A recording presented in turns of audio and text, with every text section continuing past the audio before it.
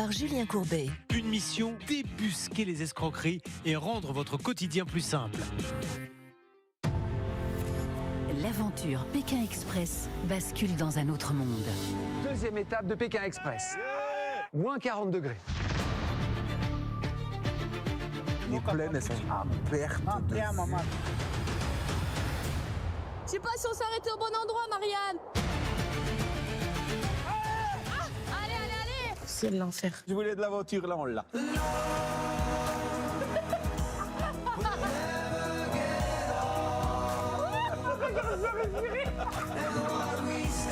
Pékin Express, nouvelle étape sur la route des glaces, ce soir à 21h10 sur M6. Envie d'aventure hors du commun? Retrouvez votre programme Pékin Express, la route des glaces avec Emma, le confort de vos nuits en un clic. Passez du grand froid devant Pékin Express, la route des glaces, à la chaleur du partage, avec les créations signatures de McCain. Ça peut vous arriver avec EBS Énergie. EBS Énergie, financeur de vos travaux de rénovation énergétique.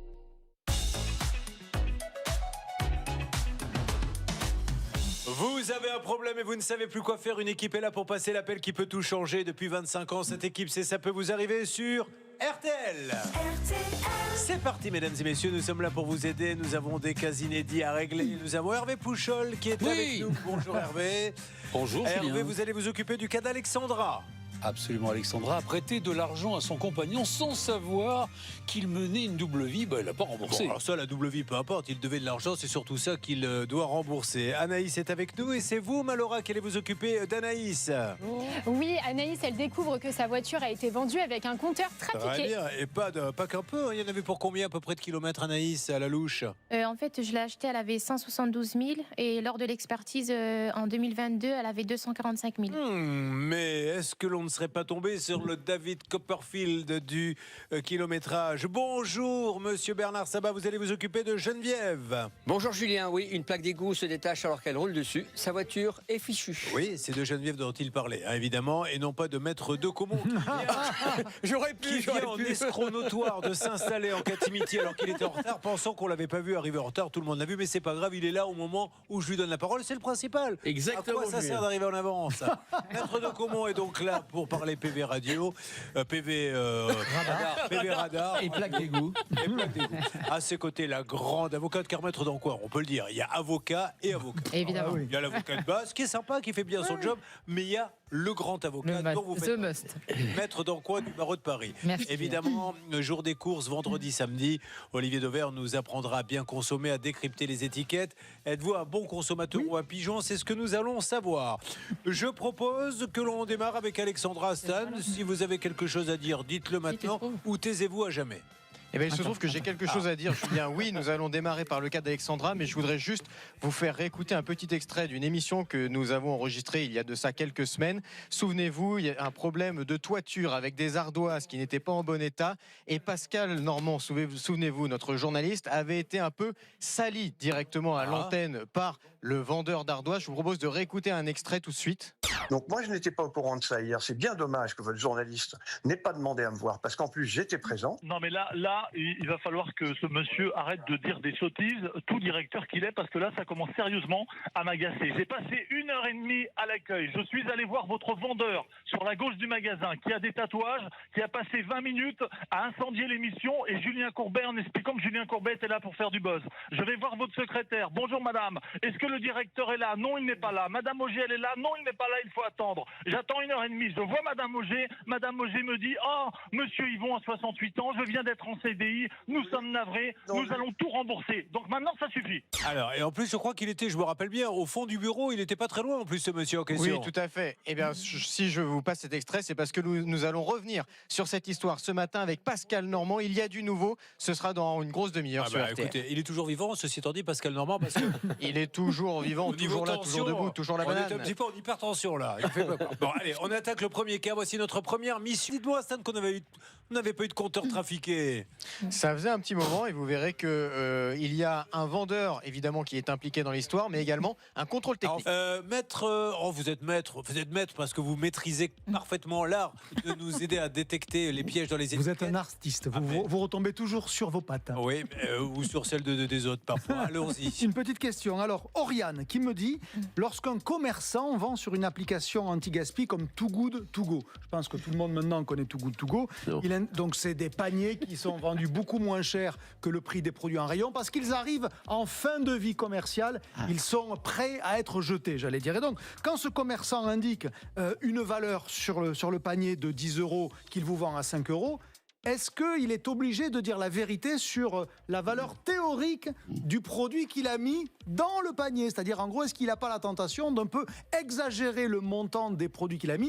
Et elle me demande, Oriane, est-ce que c'est contrôlé? Non, c'est pas contrôlé. C'est à la discrétion du commerçant de dire que le panier qu'il a constitué pour Too Good To Go a une valeur théorique de 10 € et qu'il vend ensuite 5. Mais dans l'absolu, ça n'empêche pas que s'il a envie un peu de gruger, de dire ça va les 15 et je vous le fais à 5 pour que ça apparaisse plus avantageux, il n'y aura personne pour le valider, à part vous, si vous faites l'effort d'aller regarder le prix des produits que vous auriez payés si vous les aviez achetés en version pas anti-gaspi, mais avec une longue date de consommation. Donc Oriane, malheureusement, si vous avez un doute, il faut vérifier. Allez, nous sommes toujours sur RTL, c'est le 10h midi. Nous sommes dans quelques instants, mesdames et messieurs, sur l'antenne d'RTL, votre radio. Vous voyez, par le dialogue, on arrive toujours à résoudre un petit peu les problèmes.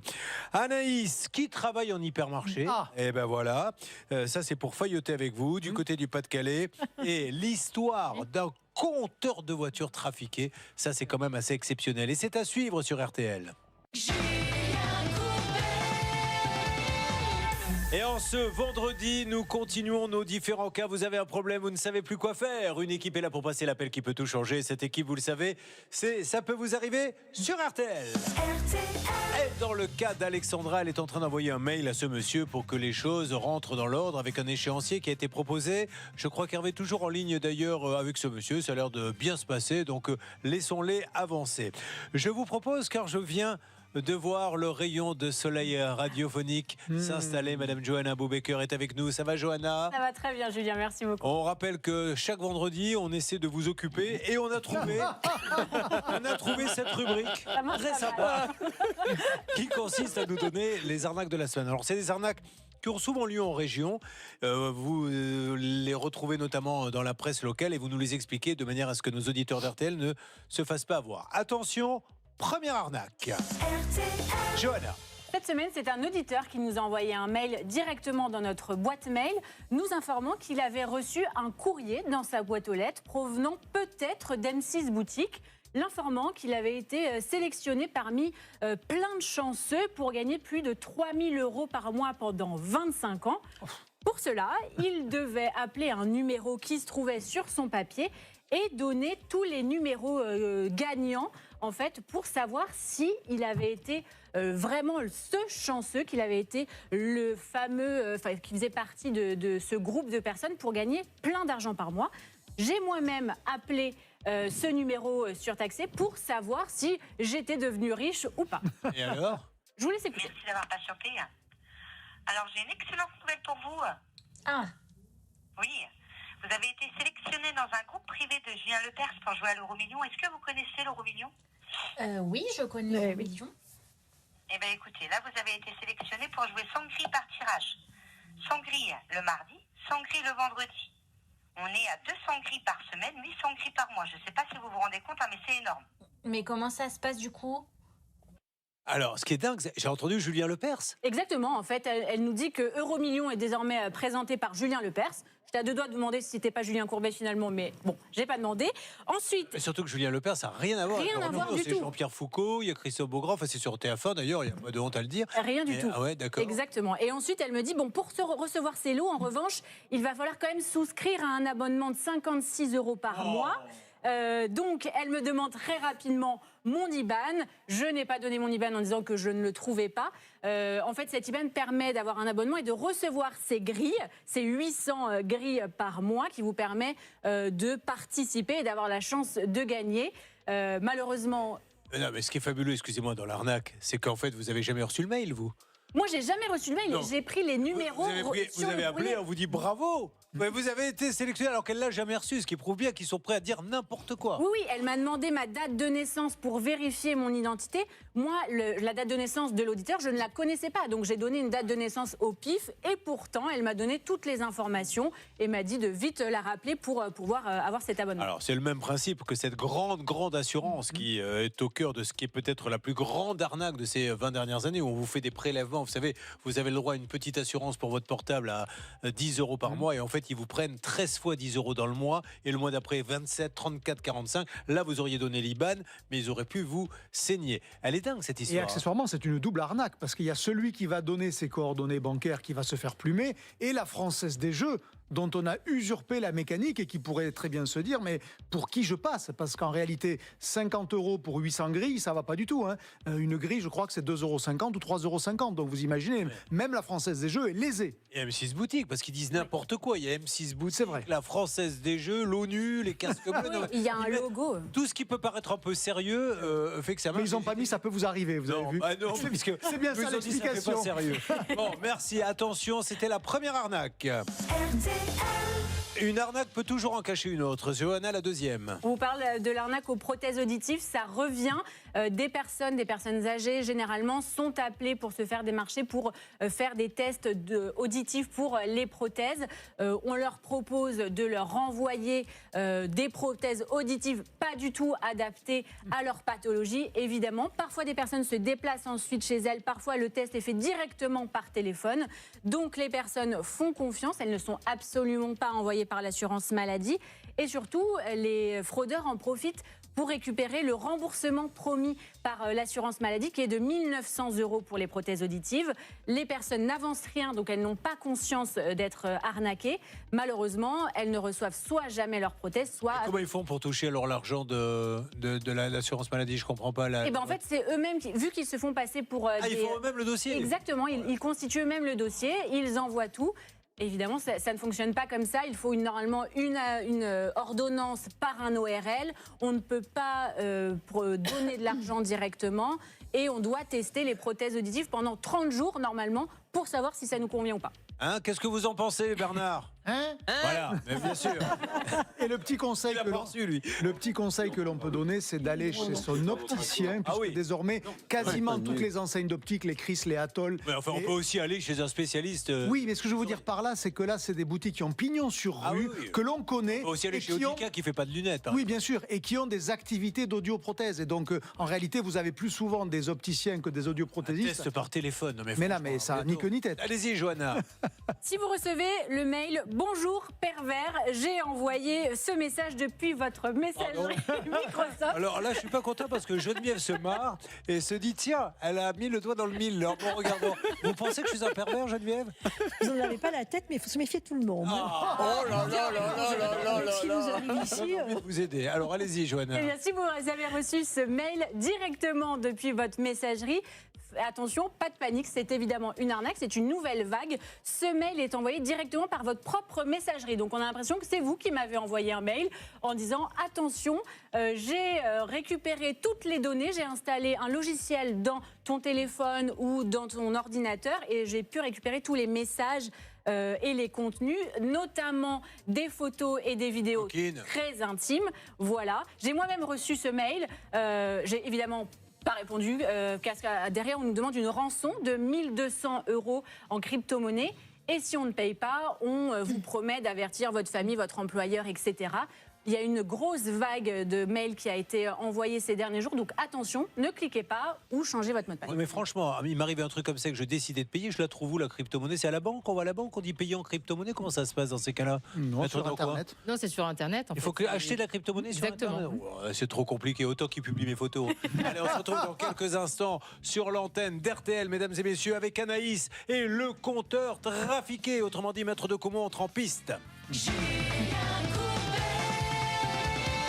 Avant d'attaquer le cas PV, radar, voiture, avec le grand maître de Caumont, le meilleur avocat spécialisé dans l'automobile, revenons donc juste quelques instants, parce que moi, ça me travaille. Ce pauvre Pascal, ça m'avait fait tellement de peine qu'il va, vous savez, faire des duplex. Et là, un chef d'entreprise, après une intervention de Pascal, avait dit: Stan, votre journaliste n'a pas fait son travail, il n'est pas venu nous demander des explications, c'est une honte, hein, grosso modo. Exactement, en fait, il accusait Pascal Normand, notre journaliste carte de presse sur RTL, d'avoir menti. Et donc, évidemment, Pascal s'était énervé à l'antenne. On peut réécouter un extrait si vous le souhaitez. On y va, c'est Pascal. Donc, quand il avait entendu le patron nous dire que le journaliste n'avait pas fait son boulot de journaliste, eh bien, Pascal avait réagi comme ça. Donc moi, je n'étais pas au courant de ça hier. C'est bien dommage que votre journaliste n'ait pas demandé à me voir, parce qu'en plus, j'étais présent. Non, mais là, il va falloir que ce monsieur arrête de dire des sottises, tout directeur qu'il est, parce que là, ça commence sérieusement à m'agacer. J'ai passé 1h30 à l'accueil. Je suis allé voir votre vendeur sur la gauche du magasin, qui a des tatouages, qui a passé 20 minutes à incendier l'émission, et Julien Courbet, en expliquant que Julien Courbet était là pour faire du buzz. Je vais voir votre secrétaire. Bonjour madame, est-ce que le directeur est là? Non, il n'est pas là. Madame Auger, elle est là? Non, il n'est pas là, il faut attendre. J'attends 1h30. Je vois madame Auger. Madame Auger me dit: oh, monsieur Yvon a 68 ans, je viens d'être en CDI, nous sommes navrés, nous allons tout rembourser. Donc maintenant, ça suffit. Oui, bah c'est vrai, ça suffit, Pascal. J'ai rien fait, moi, Pascal, s'il vous plaît. Hein, moi, je suis gentil. Alors, Pascal, vous êtes en ligne avec nous? Oui, bonjour. Non, mais... je suis un peu plus calme parce que c'est vrai qu'il m'avait très énervé. Mais je comprends, parce que c'est quand même, en plus c'est idiot. Vous étiez au cœur de l'entreprise, je m'en rappelle. Vous avez parlé à tout le monde. Vous avez dit: je veux parler au patron. Et d'ailleurs, je dis des bêtises. Je crois que le patron était quelque part dans les bureaux, pas très loin en fait. C'est ce qu'il a dit, mais moi je vous le répète aujourd'hui, j'ai passé 2h30 dans cette entreprise, j'ai interrogé 3-4 personnes qui toutes m'ont dit: il n'est pas là. J'ai même quelqu'un qui m'a dit: revenez à 14h, vous allez voir la chef d'agence, très sympathique au demeurant, je l'ai vue à 14h, elle m'a dit: le problème de Julien Leduc, j'ai eu mon patron, que vous avez entendu à l'instant, il est navré, mais on va tout rembourser, les 3 ou 4 palettes, et le lendemain, c'est lui qui est passé à l'antenne et qui a dit: non, pas du tout. Voilà. Pascal, on va quand même, parce qu'on a oublié, rappeler de quoi il s'agit au départ. Pourquoi on vous envoie dans cette entreprise? Stan, s'il te plaît. S'il vous plaît. Alors, essayez de respecter un petit peu le lien hiérarchique. Enfin, il n'y a pas de problème. Dingue, ça, c'est gamin. Allez-y. Écoutez, c'est un monsieur Julien qui était venu dans notre studio RTL parce qu'il a payé des travaux de toiture pour qu'on lui installe des ardoises. Il a quand même payé près de 65 000 €. Et rapidement, on s'est aperçu qu'il y a plein d'ardoises qui n'allaient pas, qui étaient détériorées. Il a fait faire un nouveau devis et il y en aurait pour 22 000 € pour reprendre les travaux. C'est pour ça que nous avions appelé le vendeur de ces ardoises. C'est lui que vous avez attendu à l'instant à l'antenne, qui s'était énervé, agacé avec notre Pascal Normand. Donc, suite à ce litige à l'antenne qui était vraiment très véhément, Pascal est carrément passé au-dessus. C'est-à-dire que comme ça ne marchait pas avec le vendeur, il a contacté directement le fabricant des ardoises et je crois qu'il a du nouveau. Alors Pascal. ça tombe bien parce qu'il est en ligne avec nous, ce monsieur. Ouais, mais il n'est jamais venu chez moi, Pascal Normand. Il m'aurait demandé, j'aurais aidé, mais il n'a rien foutu. Ah bon? Pascal, que se passe-t-il exactement?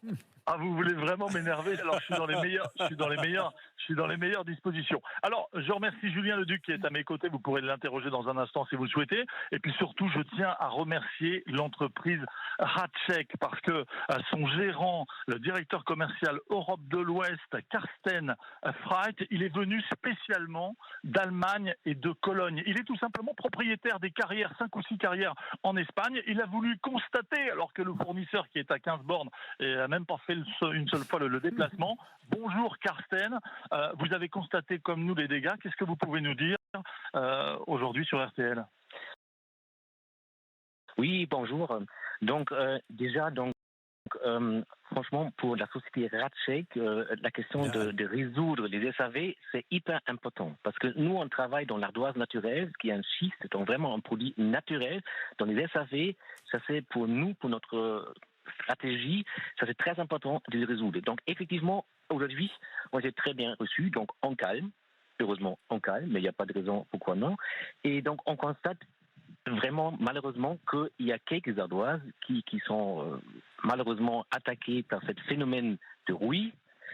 Donc nous, en calme aussi, on avait bien discuté avec tous les intervenants, surtout avec les particuliers, donc les propriétaires de la maison, et on a trouvé un accord qui sera, je pense, de manière satisfaite pour chaque partie. C'est-à-dire, nous, on va mettre à disposition gratuitement 4 palettes d'ardoise naturelle. Super. De premier choix, comme il faut. Et donc, normalement, ça va être suffisant pour refaire le problème. Complètement. Eh ben, bravo, monsieur, et bravo à votre entreprise. Alors, pardonnez-moi si je vais vous laisser la dire. Moi, j'ai Ratschek, Schiffer und Dach System. Est-ce que c'est bien ça? Très bien. Ah, bravo. Voilà. Et vous êtes Vous avez eu quelques années à l'école. Exactement, allemand 3e langue. Bravo à Ratschek, Schiffer und Dach System. Alors, où est-ce qu'on les trouve, ces gens-là? Parce qu'ils sont adorables. Moi, j'ai trop envie de leur faire plaisir. Pascal, où est-ce qu'on peut aller acheter des tuiles chez eux? Alors des ardoises. Des ardoises. Je suis avec le responsable des ventes France, Ludovic Jarnac. On peut les trouver où vos ardoises? Faites attention parce qu'avec un nom pareil, ça peut être mal interprété sur notre émission. Il y a un J de Warnac, c'est monsieur Jarnac. Ah, Jarnac, pardon. Bonjour. Donc, faut nous trouver partout sur l'ensemble du territoire français. Et nos bureaux sont basés à Nantes. Très bien. Eh bien, merci monsieur. Et pour vous remercier, la Saint-Valentin va bientôt arriver. Vous prendrez bien une palette. Quelques ardoises à mon épouse. Parce qu'au bout de 28 ans, je ne sais plus quoi acheter personnellement. C'est pour le ravalement. Merci beaucoup. Merci. Et bravo Pascal. Oui, merci. Et puis Julien, évidemment, qui a le sourire à mes côtés. Puis on s'est arrangé également avec le couvreur. Tout à l'heure, les dirigeants de Ratschek ont appelé le couvreur. Donc, c'est le monsieur qui s'est énervé, le couvreur? Non, le couvreur avait dit simplement je n'y peux rien et les dirigeants de Ratschek m'ont dit qu'il n'y pouvait absolument rien. Lui, il a posé et donc il va recevoir les 4 palettes d'ardoise. Ça marche. Pascal, est-ce que ça vous ferait plaisir qu'on appelle la société pour leur annoncer la bonne nouvelle ou pas du tout? Si vous pouvez leur dire que je viens pour déjeuner speedy. Non. Merci et bravo Ratschek, Schiffer und Dach System. Eh bien, nous sommes ravis. Nous allons parler maintenant du compteur trafiqué. Restez avec nous. Vous êtes sur RTL.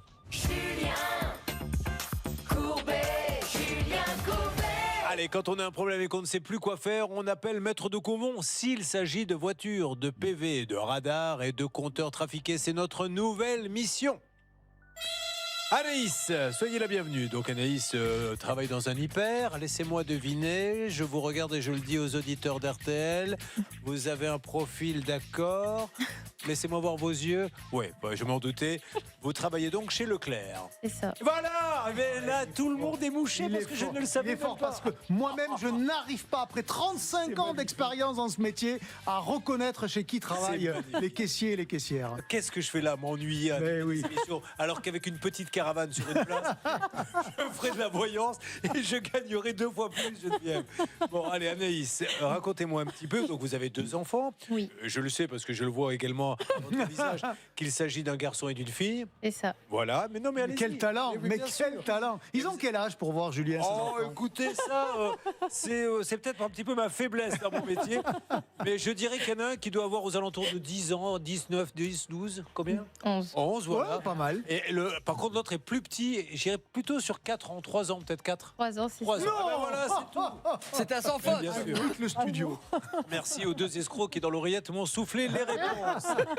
Alors, qu'est-ce qui s'est passé? Vous deviez acheter une voiture pour aller bosser. Quel genre de voiture vous fallait-il? En fait, j'ai trouvé la voiture sur une annonce sur Facebook. D'accord. Donc là, j'ai échangé sur Messenger avec la personne. Donc ensuite, aussitôt, je suis allée à l'endroit, donc à son garage. Donc c'est un vrai garage. Oui, c'est un garage. Il y avait des voitures sur le parking, très bien. C'est ça. Et donc du coup, il me reçoit et du coup, j'ai eu la voiture le 23 décembre 2024. Alors, est-ce que vous étiez avec monsieur ou non, j'étais tout seul. Oui. Vous avez fait le tour de la voiture, vous l'avez essayé, fait tourner le moteur? J'ai fait le tour de la voiture, j'avais remarqué juste une petite griffe, tout ça. Après, il a démarré devant moi, il a ouvert le moteur. Moi, après, j'ai pas trop trouvé Bon, enfin, vous partez, elle marche? Oui, ça, elle m'avait l'air d'être nickel. Ouais. Et de là, donc je rentre chez moi et au bout de même pas 10 jours, je trouve une panne sur la voiture. En fait, c'était en allant au travail et j'arrivais même plus à accélérer. Aïe, donc grosse panne apparemment. En fait, elle fonctionnait, elle roulait, mais je pouvais plus accélérer, ça restait à 50.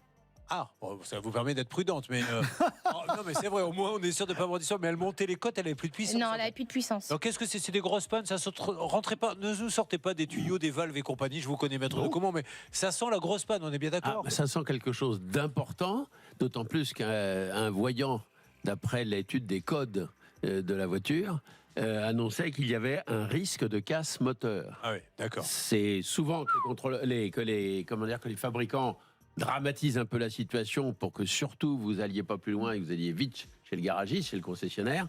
Mais quand vous lisez ça, que la voiture, elle dépasse plus le 50 et qu'elle monte plus les côtes, c'est quand même qu'il y a du lourd. Hein. Donc vous rappelez le vendeur, que vous dit-il? Oui, bah du coup il me dit t'en fais pas, ça va bien se passer, on va prendre en charge vu qu'elle est garantie. Oui, vous tutoie? Oui. Ah oui, d'accord. Oui, parce qu'après on se parlait, enfin il n'y avait pas de problème, genre quand je demandais un souci par rapport à la voiture, ou les papiers, il me tutoyait, ce que je le tutoyais. Donc il te tutoie, je vais te tutoyer aussi, Voilà, si tu veux c'est bien. Il te tutoie, et c'est marrant d'ailleurs parce que ça donne une toute autre couleur à l'émission. Ils étaient peut-être de la même génération. Oui, ça va. Bon, et alors, vous lui dites, il y a un souci, qu'est-ce qu'il vous propose? Il me dit, t'en fais pas, je vais venir la récupérer. Donc de là, il pouvait pas la récupérer tout de suite, parce qu'en plus de ça, quand elle tombait en panne, je le contactais, il me répondait un SMS sur 20. Ouais. C'était toujours difficile à l'avoir. Et donc ce fait, par exemple, elle est tombée en panne, il l'a récupérée 2 semaines après. Bon, alors à quel moment, parce que là j'ai bien compris que la voiture est en panne, à quel moment vous découvrez, puisqu'on est là quand même pour ça, que la voiture, le compteur a été trafiqué? Parce que j'ai décidé de faire un rapport d'expertise, de passer par un expert, parce qu'en fait, elle est tombée encore une 2e fois en panne. Et la 3e fois, il m'avait contacté par message, je lui avais dit qu'elle était en panne. Et il devait me recontacter pour récupérer la voiture, mais j'ai pas eu de ses nouvelles. Bon. Donc du coup, j'ai fait appel à l'expertise. Alors, l'expertise, maître de Caumont, vous l'avez sous les yeux. Est-ce que vous auriez envie de l'encadrer chez vous ou pas du tout? Elle est sympathique, cette expertise. Déjà, elle signale que, bien entendu, ni le vendeur, ni le centre de contrôle technique ne se sont rendus à l'expertise. En fait, ils étaient 2, il y avait l'expert, il y avait madame. Et cet expert, effectivement, il rappelle toutes les pannes qu'il y a eu, parce qu'il y a une 2e panne, boîte de vitesse, une 3e panne, à nouveau allumage d'un voyant en risque de casse moteur. Et il dit qu'à l'occasion de cette expertise, il a surtout pris contact avec Renault. Il a dû avoir l'historique en matière de kilomètres du véhicule.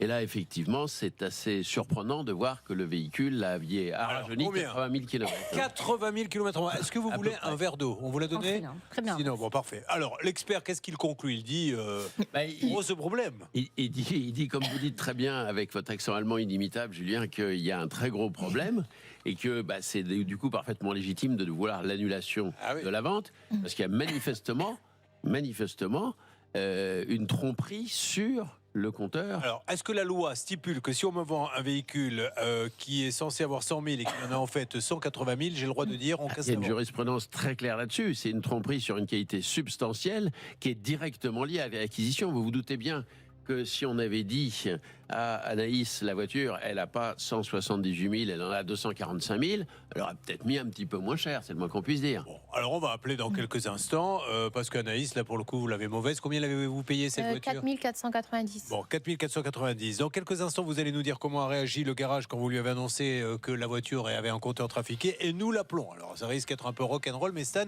il faut à un moment donné que vous preniez vos responsabilités. Vous ne pouvez pas rester planqué là-bas dans cette salle des appels indéfiniment. Mais vous avez raison, Julien, c'est pour ça que nous allons lancer l'appel ici et vous allez lui parler évidemment à ce monsieur. Toujours moi de toute façon qui prend les coups de fouet. On se retrouve dans quelques instants. On précise à la famille d'Alexandra qu'elle vit ses dernières heures puisqu'elle s'étouffe petit à petit et là on ne peut plus rien. Ça va? Vous avez attrapé froid? Vous avez avalé de travers? J'ai l'impression que c'est le mail que vous avez envoyé qui vous a mis dans cet état. A tout de suite sur RTL. Allez, nous sommes sur RTL, histoire de compteurs trafiqués. Laura, j'allais donner la parole à Stan pour qu'il résume le cas, mais j'ai vraiment envie que les gens le comprennent, donc c'est à vous que je m'adresse. Pouvez-vous nous résumer ce cas de compteur, s'il vous plaît? Oui, en décembre 2024, Anaïs achète un véhicule d'occasion auprès d'un professionnel. Elle le paye à peu près 4 500 €. Mais en fait, il y a de nombreux problèmes. Ça arrive très rapidement. Donc, elle fait expertiser le véhicule. Et là, la sentence tombe. Le compteur a été trafiqué. Les kilométrages ne sont pas bons. Depuis, elle demande l'annulation de la vente en vain. Alors, Anaïs, très rapidement, 2 petites questions. La première concerne le garage. Quand vous lui dites le compteur est trafiqué, l'expert est formel, qu'est-ce qu'il vous dit? J'ai pas eu de réponse. Pas de réponse. Et puis je crois, Laura, que vous vouliez poser une petite question concernant les paiements.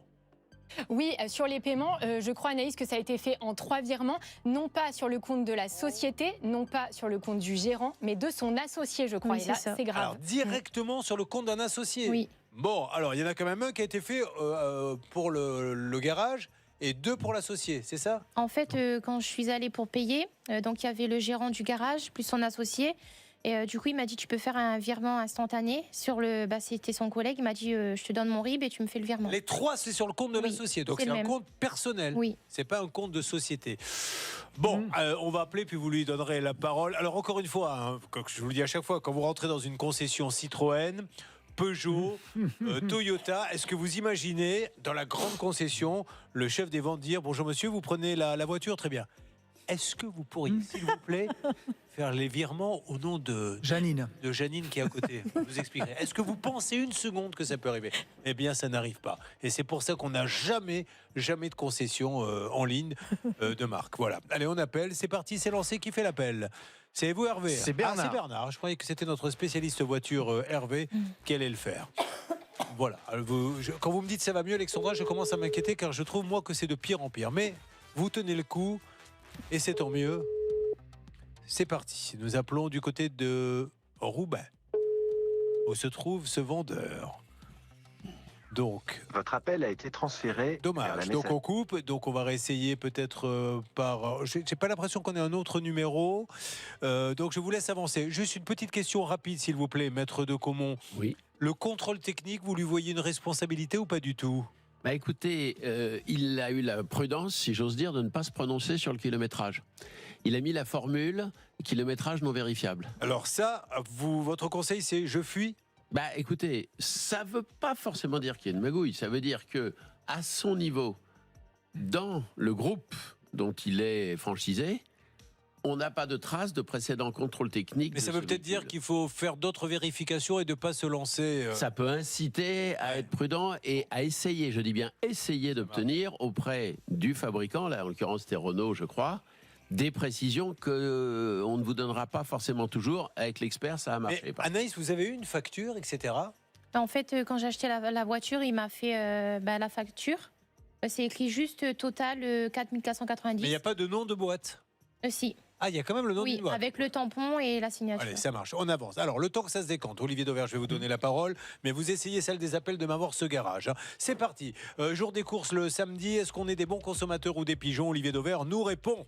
Alors, André qui me dit, dernièrement, j'ai acheté de la viande en barquette chez Lidl, je recommence. Dernièrement, j'ai acheté de la viande en barquette chez Lidl. Dans le poids de la viande, je vais y arriver, il est comptabilisé le poids de la barquette, puisqu'il me dit il y avait marqué 400 grammes de viande. Quand je l'ai pesé, la viande et la barquette pesaient 400 grammes. Comment est-ce possible? Alors, j'avais pas la barquette sous les yeux, donc c'est difficile de dire que c'est le cas ou pas. En toute logique, le poids que vous voyez sur les barquettes, c'est ce qu'on appelle du poids net. Donc net de l'emballage. Donc non, c'est pas possible qu'il y ait 400 grammes, emballage inclus, puisque l'emballage n'est jamais compté. Il y a une tolérance sur la quantité de produits qu'on met dans les emballages qui est en gros de 5%.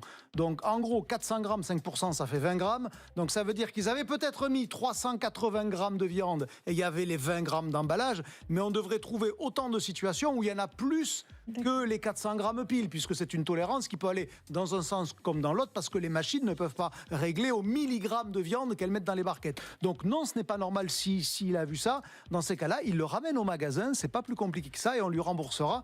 Et connaissant Lidl, en toute logique, même avec un petit cadeau ou un bon d'achat pour s'excuser, parce que si c'est le cas, c'est pas normal. Posez vos questions à Olivier Dauvert. Ça peut vous arriver @rtl.fr. Nous allons nous retrouver dans quelques instants. Il y aura un retour sur le cas d'Alexandra qui a prêté de l'argent à son copain que nous avons eu en ligne. Ça a été un petit peu tendu le dialogue, mais on est restés tous très calmes et il a dit si elle m'envoie un mail en disant c'est moi et plus mon père qui s'occupe de ça, dans ces cas-là je ferai peut-être un remboursement. Est-ce que le mail est parti, Alexandra? Est-ce qu'il y a eu une réponse? Non, pas encore. Il n'y a pas eu de réponse, mais Hervé Pouchol, vous nous en direz vous un petit peu plus puisque vous avez continué à discuter. Et sur le cas d'Anaïs, nous allons essayer de continuer à voir le garage. Mais nous allons quand même, si vous le voulez bien, Stan, appeler quand même le contrôle technique. Qu'en pensez-vous? Mais ça me paraît être une très bonne idée, d'autant qu'il a été mis en cause par l'expert, le contrôle technique. C'est pour ça que nous avons essayé de le joindre également. Ensuite, il y aura le cas de Geneviève. Geneviève qui est là. Je rappelle que Geneviève est venue réclamer. Le striptease a duré près de 2 heures, Geneviève, et la personne n'a jamais payé. Et ça ne vous était pas arrivé en 30 ans de carrière. On est bien d'accord? Ce n'est pas la bonne fiche, me dit-on. Pardon, c'est une plaque d'égout qui s'est détachée alors qu'elle roulait dessus. Autant pour moi, Geneviève. À tout de suite sur RTL. Ça peut vous arriver.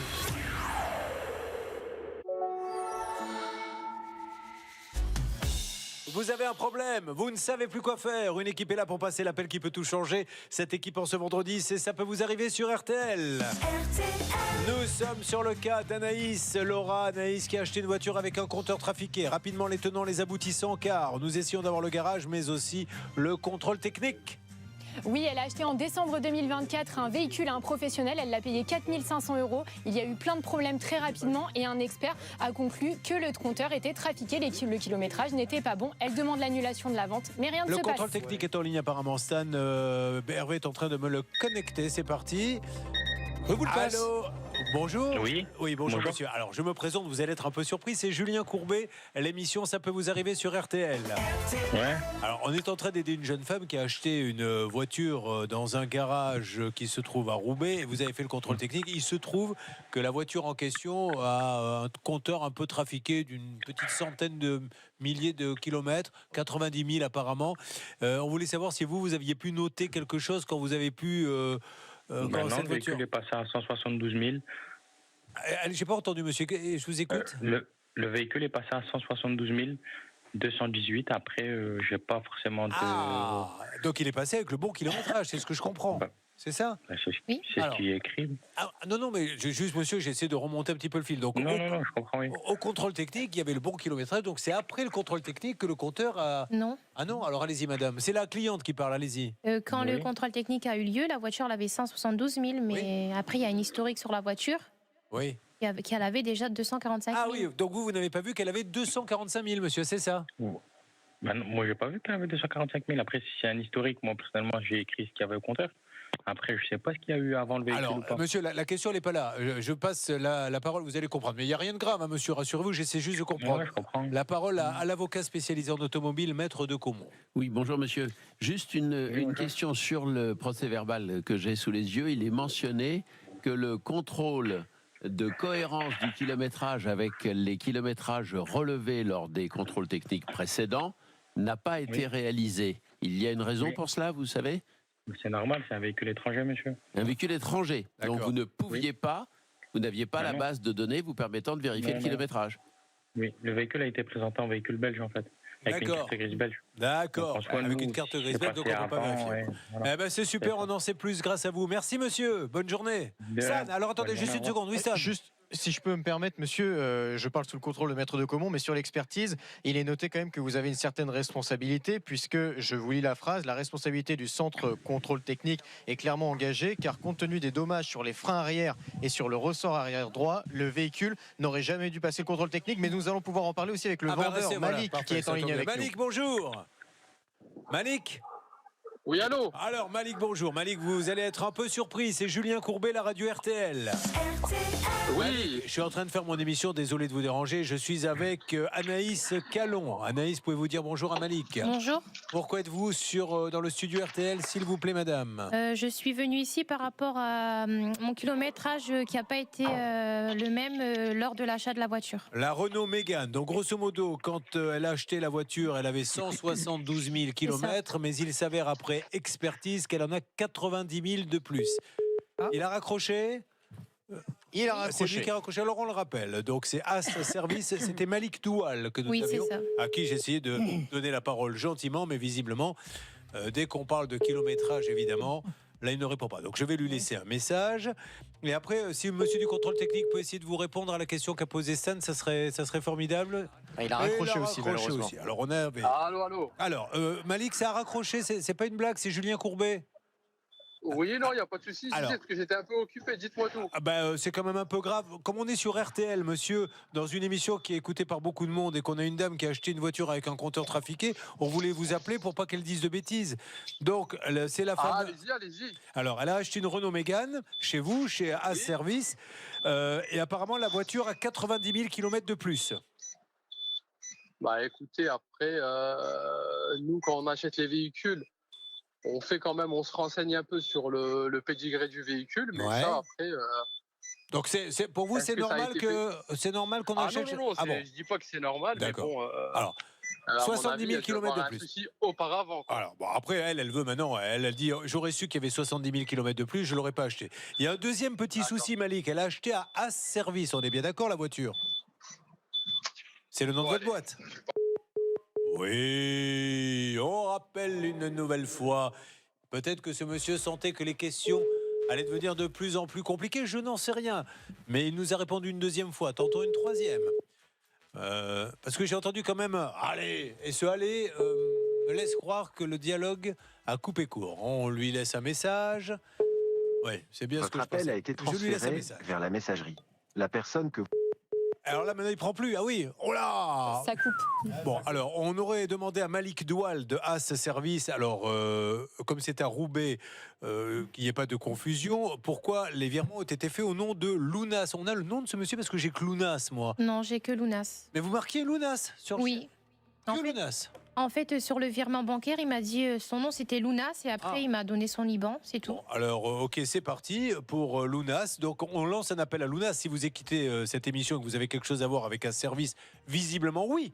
Puisque vous avez touché l'argent de madame, appelez-nous pour nous dire à quel titre vous l'avez touché. Il n'y a peut-être rien de malhonnête, hein. Mais c'est très bizarre que As Service vende une voiture et que les chèques soient faits au nom de Lounas. On peut plus laisser de message, c'est bien ça? Non, alors Laura est en train d'envoyer un texto à ce vendeur en lui demandant, enfin en lui posant les deux questions que vous vouliez lui poser, et puis en lui demandant s'il est d'accord pour annuler l'avance. Voilà, quand même. ça, et qu'on aimerait bien savoir qui est Lounas et qu'on cherche à joindre ce fameux Lounas. Bon, alors d'un autre côté, c'était monsieur Montero qu'on avait au téléphone avec le contrôle technique ou c'était un employé de LBI Contrôle? Alors, monsieur Montero était un petit peu occupé, donc ça c'était son adjoint qui nous a répondu. Bon, et alors quand il a raccroché? Oui, ça a coupé. Vous demandez à parler à monsieur Montero pour expliquer ce qui se passe? Oui, mais il était très occupé, il m'a dit. Hein, mais je vais le rappeler. D'accord. Est-ce que c'est vraiment vous qui me parlez, Hervé Pouchol, ou j'ai l'impression que c'est un sosie ou un imitateur? Hervé Pouchol est très occupé. D'accord, ok, parce que vous avez une voix très bizarre à chaque fois que je vous donne. Oui, tout à fait. Non, il est occupé. On ne sait pas si c'est un dessin animé ou si c'est vraiment. Non, c'est on se retrouve dans quelques instants sur RTL. Bon, et maître de comment? De toute façon, c'est le vendeur qui va se retrouver devant le juge. Ça ne sera pas le contrôle technique. Alors, il pourrait être possible, et ça se voit souvent, que quand il y a une responsabilité avérée, notamment dans la prise de décision finale basée sur la confiance que l'on accorde à un document qu'on pense sérieux, à savoir un procès-verbal de contrôle technique, les deux soient assignés devant le tribunal, et souvent, le juge répartit les responsabilités entre les deux. On continue, on avance, on va réessayer, vous inquiétez pas. Alors là, on va pas vous laisser tomber Anaïs parce qu'il faut que ce monsieur comprenne que ce qu'on dit est grave et qu'il doit pouvoir nous parler. Toujours avec Anaïs sur RTL, cette histoire complètement dingue. Elle achète donc une voiture chez As Service. Il s'avère que la voiture a 70 000 km de plus. Et il y a d'autres problèmes, on y reviendra. Parce que nous avons de nouveau le contrôle technique en ligne. Et cette fois-ci, le gérant, grâce à Hervé Pouchol. Hervé. Alors c'est pas le gérant parce qu'il est toujours occupé et puis alors il est vraiment très occupé. Mais en revanche j'ai le responsable de la personne qu'on a eu en ligne tout à l'heure. Qui est pas là, lâchez des bips là. Vous m'entendez? Il y a quelqu'un? Il y a personne. Non, mais vous... Allô, vous m'entendez? C'est un canular? Non, c'est pas un canular, monsieur. C'est vraiment Julien Courbet. C'est vraiment. On vous met un petit jingle RTL. De toute façon, je peux vous donner des numéros qui vous permettront de retrouver la voiture dans le fichier si vous voulez. D'accord. Voilà, donc c'est une voiture, il y a eu une expertise, elle a 70 000 km de plus, ça vous ne pouviez pas le voir parce qu'elle arrivait de Belgique, mais le contrôle technique avant la vente stipule des choses que Maître de Comont, l'avocat, vous précise. Plus exactement, il ne stipule pas certaines choses. C'est-à-dire que le contrôle technique est assez favorable. Allez à l'essentiel, Eric, parce que ce monsieur, il est pressé, allez-y. Effectivement, eh bien, et il y a dans le, comment je veux dire, dans le rapport de l'expert, expertise à laquelle le centre de contrôle technique ne s'est pas déplacé, je ne sais pas pourquoi. L'expertise parle du contrôle technique, pouvez-vous dire ce qu'elle dit, s'il vous plaît? L'expertise, elle parle du fait qu'il y a des problèmes de fixation au niveau des amortisseurs, qu'il y a des problèmes également au niveau de la fixation du pot d'échappement et qu'il y a également des problèmes sur les freins. Et ça, et les ça n'apparaît amortisseurs. pas sur le contrôle technique? Non. Bon, voilà. Est-ce que vous pouvez regarder, si je vous donne le numéro de plaque d'immatriculation, ce que vous avez, vous? Bah, écoutez, moi, je comprends pas que c'est vous qui m'appelez alors que j'ai jamais eu de problème au centre de contrôle. C'est ça que je comprends pas. Ah bah, vous savez, il faut bien en avoir un jour. Non, là, le problème, il n'est pas là. Le problème, il est qu'un expert découvre des tas de choses sur cette voiture qui n'apparaissent pas sur le contrôle technique et que vous êtes appelé pour participer à une expertise et vous ne vous y rendez pas. Donc, si vous vous y rendez pas, c'est compliqué après de dire « moi, je suis pas au courant ». Vous avez été convoqué pour aller... On se fait que c'est vous qui m'appelez. parce que la dame, elle est là, parce que c'est mon métier quand quelqu'un... Ah, vous auriez aimé qu'elle vous appelle directement ? Bah bien sûr. Alors, raccrochez, elle va vous appeler directement. Comme ça, on va le faire. Allez, ça marche. Pour faire plaisir. Pas de souci. On raccroche, allez-y. Moi, je vais vous dire, je suis super conciliant. Raccrochez, rappelez Hervé tout de suite. Hervé, est-ce que vous pouvez faire signer Hervé, s'il vous plaît ? Vous le rappelez ? Oui, oui. Tout de suite, s'il vous plaît. Oui. Attendez, parce que là, j'ai une autre personne que j'ai essayé de joindre qui vient de me rappeler. Je vous rappelle, monsieur. Je ne sais pas qui c'est. D'accord, c'est parti. Alors, on y va. Alors, je vous rappelle le contrôle technique. La même personne. Comment s'appelait la personne qu'on avait ? Alors, il n'a pas donné son nom, il m'a simplement dit que c'était le chef de la personne que nous avons eue en ligne tout à l'heure. C'est vous qui parlez, bonjour, on va voir si c'est lui. Voilà. Je voudrais parler à un responsable concernant mon contrôle technique et vous raconter l'histoire. Oui, allô ? Oui, bonjour. Oui, bonjour, c'est le même numéro de téléphone ? Ah oui, parce qu'elle est à côté de moi, monsieur. Donc, je suis la cliente, monsieur. Okay. Voilà. Donc, elle peut vous parler ? Okay.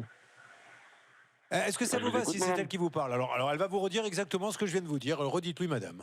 Oui, donc en fait, le contrôle technique, de base, il n'aurait jamais dû passer, étant donné que les freins arrière, il y a une usure, un problème de pot d'échappement et l'amortisseur cassé. Et sur le contrôle technique, ça apparaît pas. C'est un canular, ça, madame. Je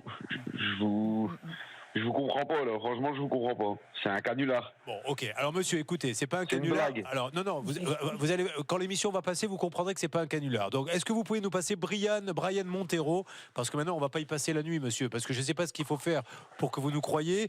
Je peux vous donner tous les numéros, l'immatriculation. Je suis quand même un peu surpris, quand même. Hein. Mais, monsieur, voilà. Maintenant que vous êtes surpris, que je vous ai répété 20 fois que c'est pas un canular, que vous avez la cliente, que j'ai tout, est-ce qu'on peut parler sérieusement, s'il vous plaît, ou on... Bah oui, y a pas de souci. Alors, qu'est-ce que vous avez à lui répondre concernant, un, vous n'avez pas été à l'expertise, et deux, sur ces pièces défectueuses que vous auriez dû voir. D'accord. Attendez, je vais vous le passer directement, comme ça, vous allez voir directement avec lui. Un corbillard s'envolait dans le brouillard. C'est ce qui va se passer. Oui, allô, vous êtes ? Oui, bonjour. C'est Brian ? C'est la personne concernée. Alors, c'est Brian Montero. Ah, monsieur Brian. Parce que là, monsieur. J'ai quasiment eu tous vos employés, donc ça tombe bien. On va faire vite. Donc, Stan, vous pouvez récapituler. Là, je suis un petit peu en fin de vie. Allez-y. Oui, bien sûr. On vous téléphone avec vous dès le début. Oui. Ah, pardon. Ah, parce que c'était vous qu'on avait au début ? Bah oui. Mais pourquoi, en tant que gérant, vous avez été me replacer votre employé ? Ben, je travaille, moi, monsieur. Je n'ai pas le temps de m'occuper de tout. Dites-moi, c'est quoi le problème ? Si quand il y a un souci, vous n'avez pas eu le temps de vous en occuper, donc est-ce que je peux dire sur l'antenne d'RTL, si vous avez un souci avec LBI Contrôle Automobile, ne les appelez pas parce qu'ils ont du travail ? Mais ça, c'est pas vrai, ça. Eh ben si, c'est ce que vous venez de me dire. Alors c'est pour ça qu'on vous appelle, parce qu'on a un souci sur un contrôle technique et une expertise où vous ne vous êtes pas rendu. Mais c'est même pas ça. C'est pas l'expertise ou non. Non, moi, mais vous n'avez pas été à l'expertise. Excusez-moi. Vous me parlez d'un contrôle technique depuis tout à l'heure. D'un kilométrage. D'un kilométrage. Pas que d'un kilométrage. Des pannes que vous n'avez pas vues. C'est marqué sur l'expertise où vous ne vous êtes pas rendu. Ah ben voilà, mais vous n'avez pas été. C'est fou ça. Monsieur, vous n'avez pas été à l'expertise. Mais si, c'est possible. Parce que j'ai entendu, monsieur, moi je vous explique. Monsieur, moi j'ai entendu depuis tout à l'heure ce que vous me racontez. Vous me parlez des amortisseurs à l'arrière. Oui. Les amortisseurs à l'arrière, ça a été contrôlé par une machine. Les amortisseurs à l'arrière, c'est contrôlé par une machine. C'est pas possible que ce n'est pas visible. Oui, la machine, elle peut tomber en panne, monsieur. Je peux pas faire de contrôle technique si ma machine elle est en panne. Bon, alors lisez ce que dit le contrôle. Alors écoutez bien, on va vous lire, l'avocat vous lit ce que a dit l'expert qui vous a convoqué, et vous n'avez pas été à l'expertise, hein, monsieur, je vous le rappelle. Hein. Si vous voulez nous dire pourquoi d'ailleurs au passage. J'étais même pas au courant de l'expertise. Vous n'étiez pas au courant d'expertise, vous a convoqué, vous a envoyé un courrier à. Vous êtes bien. Il a envoyé le courrier rue des Bons Enfants, c'est bien là ? Oui, c'est ça. Eh ben, vous avez reçu un courrier de l'expertise, allez voir dans la boîte aux lettres, mais maintenant il ne doit plus y être. Alors qu'est-ce qu'il dit ? Oui, en substance, ce contrôle technique, au-delà de cette problématique de kilométrage, dit effectivement qu'il y a d'abord une fuite d'huile au niveau du moteur, mais que les freins arrière sont usés, que le pot d'échappement a été bricolé pour pouvoir tenir en place, et que les amortisseurs seraient en partie, pas tous, mais en partie cassés. Voilà. Il y aurait un problème de pièces cassées sur les amortisseurs. Ok, bon voilà, on voulait juste vous prévenir, monsieur. Oui. Excusez-moi, de la casse. Oui, c'est ce que dit l'expert, monsieur. On n'y était pas, nous. C'est l'expert qui dit ça, un expert qui a donné un rapport d'expertise. Bon, on va vous envoyer le rapport d'expertise. Mais le mieux, quand vous êtes convoqué une expertise, c'est d'y aller, parce que sinon, on s'en sort plus, quoi. On peut appeler l'expert, hein, si vous voulez, hein, il va vous le dire de vive voix sur l'antenne. Excusez-moi. Ouais. Moi, je suis gérant. J'ai une expertise, j'envoie mon avocat. Oui, Je n'ai d'accord. fait expertise, j'ai Voilà. mon avocat. Eh ben, vous avez reçu un J'étais courrier. pas au courant. Alors, Non, j'étais pas au courant. on va appeler. Si je vous le dis que c'était pas. Eh ben, il n'y a pas de souci. J'appelle l'expert qui va nous confirmer s'il a envoyé à LBI Contrôle Technique un papier ou s'il a oublié de le faire. Et comme ça, on le saura. Récupérez l'appel, on appelle l'expert, s'il vous plaît. Apparemment, il pourrait y avoir une alerte dans quelques instants, Stan. Tout à fait une alerte, car tout ça est un petit peu compliqué, Julien, et je pense vraiment que notre salut viendra du vendeur qui doit tout simplement rembourser. Il se trouve qu'il est en train de répondre par texto à Laura. Nous vous disons dans 2 minutes ce qu'il en est c'est sur pas RTL. compliqué, Stan, c'est juste et génial parce qu'on voit un peu ce que c'est que ces ventes de voitures et la façon dont réagissent ces gens. Je trouve ça extraordinaire parce que c'est ça le quotidien de ces petits garages parfois. Alors, il y en a certainement des très honnêtes, mais là au moins vous voyez comment ça se passe. À tout de suite, mesdames et messieurs.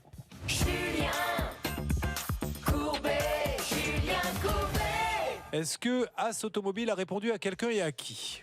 Et alors, il a répondu à Laura, qui lui a donc demandé, qui lui a présenté un peu les résultats de l'expertise, qui lui a notamment aussi fait savoir que nous avions un souci sur le paiement, le virement, car je rappelle que les 3 virements n'ont pas été effectués sur le compte de l'entreprise, mais sur le compte personnel de l'associé de ce gérant. Et alors, on a fini par lui demander, est-ce que vous êtes d'accord, monsieur, pour rembourser tout simplement la voiture à Anaïs? Et on n'en parle plus. Il vient de répondre à l'instant à Laura. Eh bien, sachez, Anaïs, que vous ne saurez jamais ce qu'a répondu ce monsieur, car je passe à un autre cas tout de suite. Bonjour Geneviève, comment allez-vous? Voilà, non mais sans blague, je décide quand même. Alors, voyons ce qu'il nous a dit Laura, s'il vous plaît. Alors, il m'a dit, je dis à la cliente que le remboursement sera fait à la fin du mois avec restitution du véhicule. Je n'ai pas le temps pour rester au tel. J'ai dit, donc d'ici fin octobre, elle aura un virement de 4 490 €. Il m'a dit oui, et je me retournerai contre les vendeurs par la suite. Alors, sa première chose. Alors, attention, c'est voiture contre chèque. Donc, vous gardez la carte grise, vous ramenez la voiture, vous prenez les sous, mais je pense qu'il est préférable peut-être de dire la carte grise, je la garde un petit peu, le temps que mon banquier me dise que l'argent est vraiment sur le compte. Vous êtes la sagesse personnifiée. Merci beaucoup. Et s'il ne le fait pas? Il va le faire. Mais pourquoi vous dites s'il ne le fait pas? Vous n'avez pas entendu ce que je vous ai dit. Vous ramenez la voiture, vous gardez la carte grise, vous ne lui donnez pas. Vous lui dites, tant que l'argent n'est pas sur mon compte, voilà mon RIB, faites le virement devant moi. Et dans 3 jours, j'appelle mon banquier. Dès que mon banquier dit c'est bon, je vous donne la carte grise. D'accord? Et si vous dites oui, mais ça ne m'arrange pas, vous dites dans ces cas-là, on fait rien, mais alors je dépose plainte pour Lounas qui a touché l'argent alors que c'était pas le garage. Ok? Oui. Bon, eh ben on va y arriver. Vous pouvez le répéter pour voir? Non. J'aime bien parce que Geneviève, qui commence à s'impatienter en se disant ils vont pas faire mon cas, était en train de lui dire mais si, il va le payer, c'est bon. Voulant dire tu me fais perdre du temps. Je n'avais pas compris. C'est génial, j'avais encore jamais vu ça. Allez, on passe à la suite. Anaïs qui posait des questions, oui, mais sur quel compte? Mais sur le tien. Mais, je te dis qu'il va te rembourser, tais-toi. C'est magnifique. J'ai essayé de la rassurer. Vous avez raison. Voilà. Je ne sais plus ce que l'on va faire, je ne sais plus comment je m'appelle. Je peux vous le dire. Mais, on va évidemment suivre, nous, le dossier. Vous inquiétez pas, si jamais ça se passe mal, Anaïs, de toute façon, on y reviendra dès le début du mois prochain. Mais là, en attendant, il faut quand même qu'on fasse un point sur le premier dossier que nous avons entamé tous ensemble dans l'émission dès 10h, celui d'Alexandra. On va demander à Maître Dancoin de résumer ce qui arrive à Alexandra pour ceux qui viennent de nous rejoindre, parce que c'est pas un petit dossier. Maître Dancoin. Alors, Alexandra a une relation amoureuse avec un monsieur qui envisage, ou en tout cas qui a déjà une société, qui a un projet de création de société. Elle lui prête un peu plus de 6 000 €. Une reconnaissance de dette est signée et en bonne et due forme. Et aujourd'hui, il a remboursé seulement 930 €. Donc, Alexandra souhaiterait se voir rembourser l'intégralité de la somme qui est une créance aujourd'hui. Nous avons eu le monsieur qui était un peu nerveux en disant qu'il ne fallait pas qu'elle mette son père dans l'histoire, mais elle nous dit j'ai mis mon père parce que je trouvais que le dialogue devenait de plus en plus chaud, donc j'ai préféré me protéger un peu, et il semblerait, Stan, qu'il ait dit bon, si elle me renvoie un mail elle-même, je ne veux plus entendre parler de son père, je verrai si je fais un échéancier. C'est ça? Exactement, et Hervé a repris la négociation, et je ne sais pas ce qui s'est négocié, il va pouvoir nous le dire. Alors, Hervé, où en êtes-vous, s'il vous plaît, dans Ça peut vous arriver 10h midi? Non, mais il est curieux, ce monsieur, parce qu'il fait une proposition, et puis ensuite, avec moi, il revient. Oui, mais vous comprenez, il est reparti sur sa fille, il est reparti sur les plainte.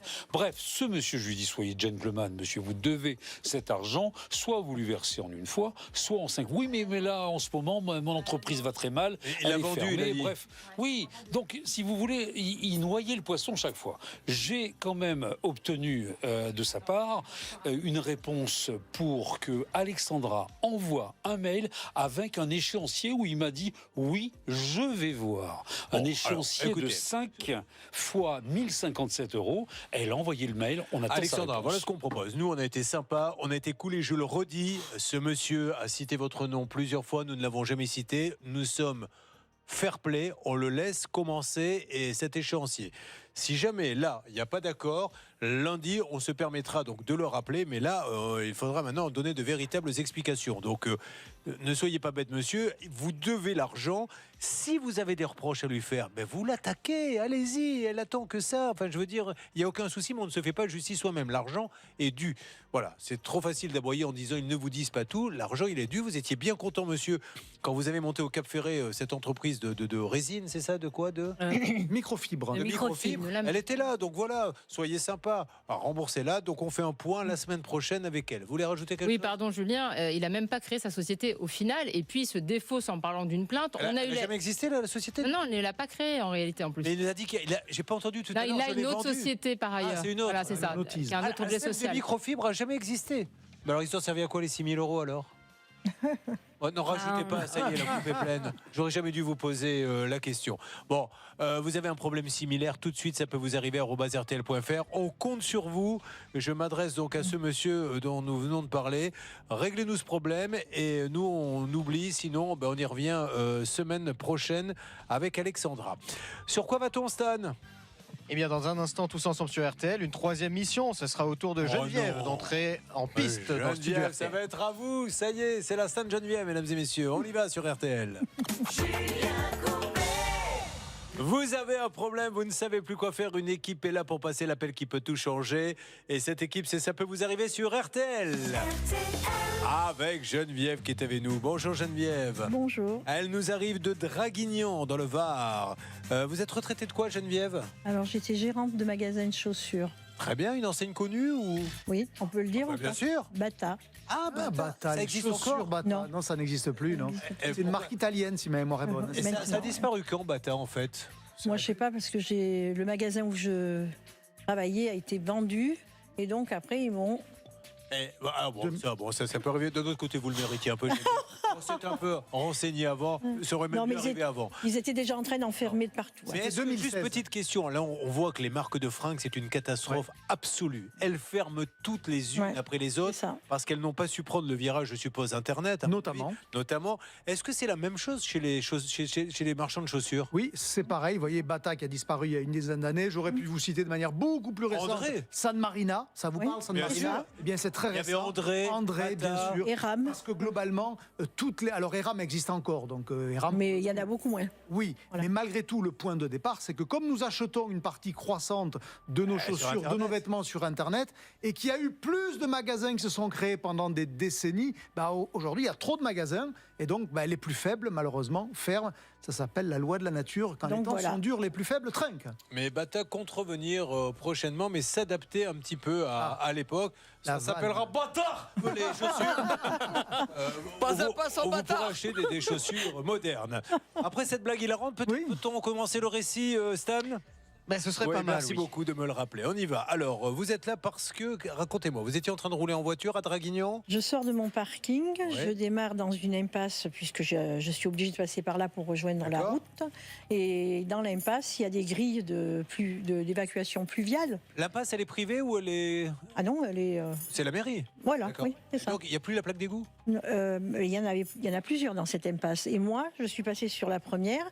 Et la première, quand je suis passée, elle a volé. Elle a volé et elle m'a abîmé tout mon véhicule. Donc, effectivement, donc le poids de la roue l'a fait s'éjecter. C'est de la fonte. Alors donc. Ah ouais, d'ailleurs, c'est quasi. Combien ça pèse un truc comme ça? C'est quasi impossible à soulever. Ça pèse, à mon avis, plusieurs kilos, voire plus de 10 kilos.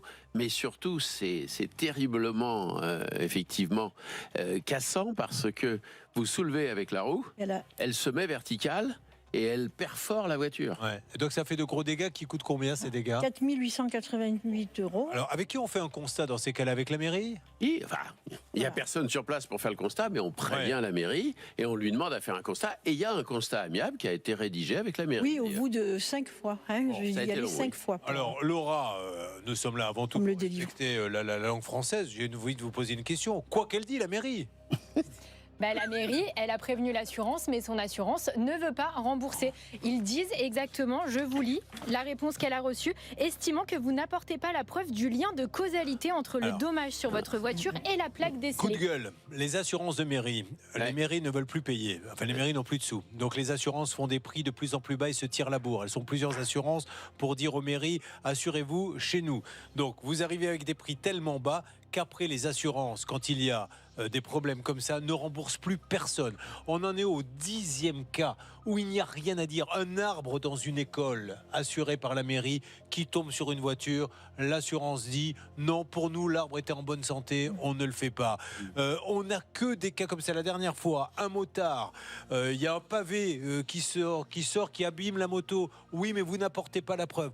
Les assurances de mairie ne remboursent quasiment plus. C'est un truc de dingue, mais vous n'apportez pas la preuve. Mais comment peut-on apporter la preuve, puisque on va pas mettre une caméra à l'avant de la voiture qui filme le pavé? Enfin, je ne sais pas comment on fait pour apporter la preuve. Alors, ce qu'il reproche effectivement à Geneviève, c'est que il n'y avait pas de témoin direct. C'était un dimanche, il y avait la canicule. Au moment de l'accident. Oui, alors. Mais quand vous regardez un petit peu le dossier et toutes les pièces qui ont été envoyées à la mairie, à son assurance, vous avez 15 témoignages de riverains qui disent cette plaque était décellée. Il y en a deux, on a des photos très claires. Cette plaque était décellée, l'une des deux plaques était décellée. Ça faisait un bruit pas possible quand on passait dessus depuis des jours et des semaines. Il y en a même un qui dit j'avais prévenu la mairie avant l'accident et qui dit effectivement c'est pas elle qui a décellé la plaque, c'est pas en passant que ça s'est décellé, c'était en germe préalable. Et après ça, vous avez les photographies. Alors, amusant, quelques jours après, les services techniques sont venus tout bien remettre et tout bien sceller pour que ça ne bouge plus.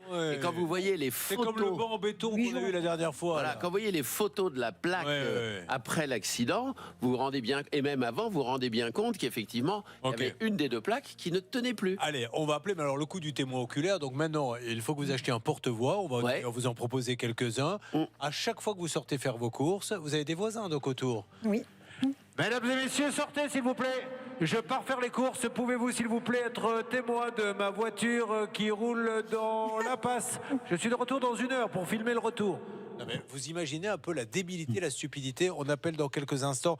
Alors, comme c'est une mairie et qu'on a peur de galérer un petit peu, Sacha Pasquali est sur place, je crois. Sacha, bonjour. Oui, bonjour Julien. Alors, vous êtes devant la mairie en question, de la grande mairie du Var? Oui, exactement. Je suis devant cette jolie mairie avec tout le dragon qui est là de la ville. En général, c'est ce que je conseille, c'est de mettre le téléphone en face de la bouche. Je ne sais pas ce que vous avez choisi pour parler, mais c'est pas la bouche visiblement. Mais c'est pas grave, on va rectifier ça dans quelques instants. Nous entrons à la mairie pour un duplex, Stan. On entre dans la mairie. Alors nous, on va appeler en parallèle l'assurance, évidemment. D'ailleurs, Bernard a déjà commencé, car vous savez que c'est un petit peu long de passer les standards de l'assurance. Et puis derrière, Sacha entrera en direct pour essayer de nous trouver un interlocuteur. Et la question qui se pose dans ce dossier, c'est que faut-il faire pour être remboursé dans ces cas-là quand on a 10 attestations, que la mairie vient le lendemain tout de suite boucher, etc. C'est un peu se moquer du monde. Ou alors on n'a rien compris. Donnons la parole à ces gens-là pour qu'ils nous expliquent effectivement qu'on n'a rien compris. Vous êtes sur RTL. Ne bougez pas. Ça peut vous arriver, reviens dans un instant. Vous avez un problème, vous ne savez plus quoi faire, une équipe est là pour passer l'appel qui peut tout changer. Cette équipe, vous l'avez compris, c'est Ça peut vous arriver sur RTL. Avec le cas de Geneviève. Geneviève qui passe sur une plaque d'égout. La plaque donc se soulève à ce moment-là, casse la voiture, il y en a pour beaucoup, et la mairie dit on en parle à notre assurance, et l'assurance nous dit mais vous n'amenez pas vraiment la preuve, il n'y a pas de photos, il n'y a pas de témoins. Évidemment on ne prend pas des photos quand on a des accidents, il n'y a pas de témoins, c'était un dimanche. Par contre, il y a une dizaine de personnes qui font des attestations en disant la plaque elle n'était pas bien scellée, on le savait depuis longtemps. Et comme par hasard, la mairie vient bloquer la plaque dès le lendemain. Nous en sommes là, nous appelons l'assurance pour essayer d'en savoir plus. Vous savez, on appelle l'assurance, mais on pourrait appeler la mairie, en fait, dès le départ, parce que c'était quand même eux qui sont en première ligne, Olivier Lebrayer. Oui, parce que c'est quand même un peu un sujet de tranquillité publique, j'allais dire, qu'on puisse rouler tranquillement sur les rues. Oui, surtout qu'on ne peut pas rouler très vite, puisque c'est une impasse avec des places de stationnement des deux côtés. Et ils ont trouvé le dernier critère, parce que j'ai fait appel encore une fois pour un recours gracieux. Ils m'ont dit comme ça que j'aurais pu éviter la plaque. Ah oui, très bien. Alors que j'ai pris des photos. Il y a un trou au milieu de la route. Ben, vous auriez pu l'éviter. Ah, vous avez raison. Alors, oui, sauf que ce n'était pas au milieu de la route. Oui. Comme le rappelle Geneviève, c'est une impasse avec stationnement des deux côtés. Et de toute façon, elle était obligée de passer dessus. Parce qu'elle n'avait pas assez de marge pour passer ailleurs. Sachi Pasquala, vous êtes notre envoyé spécial. Vous êtes devant la mairie. Allez-y, entrez et essayez de nous trouver un interlocuteur. Alors, effectivement... Bon, au niveau du téléphone, ça n'allait pas bien. Il était à l'agonie. Se sont trouvé un prêtre qui donne les derniers sacrements au portable de Sacha Pasquali. Stan, on va être obligé d'appeler parce que malheureusement, ça ne passe pas. Je suis vraiment navré, mais il va nous aider sur place en trouvant quelqu'un. On y va, on appelle. C'est parti. Qui s'en occupe ? C'est Hervé qui va appeler la mairie. En parallèle, Bernard s'occupe de l'assurance de cette mairie. Vous avez avancé, Bernard, avec cette assurance. C'est une des premières fois que nous l'avons, je crois. Hein. Non, ça fait plusieurs fois qu'on les a. Ben, j'étais pas là, alors. Ils sont spécialistes justement des assurances des mairies, vous l'avez dit en tout début d'émission. Et ce qui est important de savoir, c'est que je vais vous résumer dans quelques minutes leur position. La mairie est en ligne, apparemment. Allô ? La mairie de Draguignan ? Attendez, j'ai un petit souci de câble. La mairie de Draguignan, ne quittez pas, madame. Je vous passe Julien Courbet, le voici. Allô, bonjour. Bonjour, madame. Voilà, merci. Voilà, pour le coup, elle n'a pas raccroché, la dame. Elle s'est dit, qui sont ces guignols ? On rappelle immédiatement et on pense à bien choisir son câble, évidemment. C'est ma faute, Julien. C'est pas grave, je ne cherche pas à savoir. Ça sonne. De toute façon, je serais bien embêté si je devais de vous deux savoir lequel est responsable de toutes les bêtises qui sont à l'antenne. Je préfère faire un lot, parce que c'est compliqué de savoir... Parce que vous les vendez ? Qui est plus responsable que l'autre. Bon, les pauvres, ils n'arrêtent pas d'appeler, il y a des câbles pour les téléphones et machin. C'est bien compliqué tout ça. Je rappelle qu'Alexandra envoie un email au monsieur qui lui donne l'argent et qu'elle attaque la 47e page de cet email. Et là, elle est en train de lui décrire... Je cherche une réponse, j'en ai toujours pas. Bon. Alors, la mairie était là, la mairie n'est plus là. Est-ce que Sacha pourra ressortir pour nous en dire un petit peu plus ? J'avance pendant ce temps-là ? On est en train d'essayer de le rappeler, Sacha. Peut-être que Bernard peut terminer son point du côté de l'assurance. Cette fameuse assurance, qu'est-ce qu'elle vous dit, Bernard ? C'est pas très sympathique. J'ai eu donc la responsable gestionnaire du dossier qui s'appelle Grace et qui m'a dit en 2 mots, je suis désolé, mais je vous confirme notre refus. Car pour nous, la preuve n'est pas irréfutable. Donc à partir de là, on ne rembourse pas. Il faut tout simplement que vous recommenciez un courrier avec AXA, l'assurance de Geneviève, parce que nous, on reste sur notre position. On est ferme et je croyais non, parce qu'il y a un courtier. En fait, je confondais le courtier. C'est Assurfin, d'accord. Ok, mais pourtant, ça se passait plutôt pas mal sur la fin vers Assurfin. Eh bien, et je pense qu'il faut passer non pas par la gestionnaire, mais par le grand patron. Parce qu'Assurfin, on a eu des dossiers assez compliqués avec eux, mais ça avait l'air de se décanter un peu, mais que quelqu'un nous l'explique. Voilà, quand il y a une plaque d'égout qui cartonne une voiture, qui a 10 témoignages, cette plaque d'égout, elle n'était pas scellée, que la mairie vient après pour sceller la plaque, et en disant non madame, vous inventez, rien ne prouve. C'est du délire complet, puisqu'ils en arrivent à dire, en fait, c'est peut-être bien la plaque d'égout, mais c'est sans doute quelqu'un qui l'a enlevée avant que vous passiez. Donc elle n'était plus à sa place et c'est pour ça qu'elle a perforé votre voiture. Alors que vous avez 10 témoignages de riverains qui disent, premièrement, qu'ils ont tous constaté que l'une des 2 plaques était décellée, que ça faisait du bruit à chaque fois qu'on passait, qu'elle ne tenait plus au sol, qu'ils redoutaient que ça se passe mal. Et il y en a une. Il y en a une le 2 juin, ça s'est passé le 22 juin. 22 juin. Il y en a une le 2 juin qui venait dans un cabinet médical dans cette rue, qui en sortant a constaté ce problème et qui a contacté directement la mairie. Elle-même, toute seule, de son initiative, et la mairie lui a répondu, pas de problème madame, on en prend bonne note et on le signale au service de la voirie. Voilà, alors, et après, Assurfin dit rien ne prouve que la plaque c'est dur quand même, hein, parce qu'ils sont tout puissants. Non, mais ils sont tout puissants, mais un juge, Julien, ah ouais, mais faut pas laisser tomber, il est tout puissant aussi, lui. Vous allez me promettre de rajouter quelque chose ? Écoutez, non, franchement, Geneviève, là, ça gêne tout le monde, je vous le dis. Allez-y, Geneviève, vous êtes chez vous. Le service de la voirie, vous l'avez aussi, puisque j'ai obtenu quand même un courrier qui dit exactement qu'elle était décelée et vétuste. Oui, bien sûr. brillante. Mais c'est pour ça qu'ils sont revenus. S'il n'y avait rien, ils ne seraient pas venus la Je me suis battue. Alors, Assurfin, trouvez-moi le nom du patron qu'on interpelle. Et puis surtout, on va interpeller le maire Richard Strambrio, qui n'est même pas au courant. Donc, je ne remets pas ses capacités de maire à Draguignan. C'est sûrement un excellent maire. Mais monsieur Strambrio, maintenant, on est obligé de passer par vous pour avancer. Soyez sympa.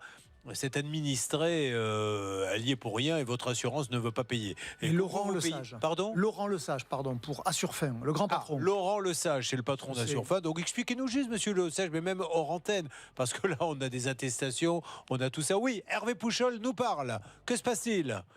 Absolument avoir le cabinet du maire. La mairie de Draguignan, Julien. Bonjour. Vous m'entendez ? Oui, bonjour. Julien Courbet à l'appareil, c'est la radio RTL.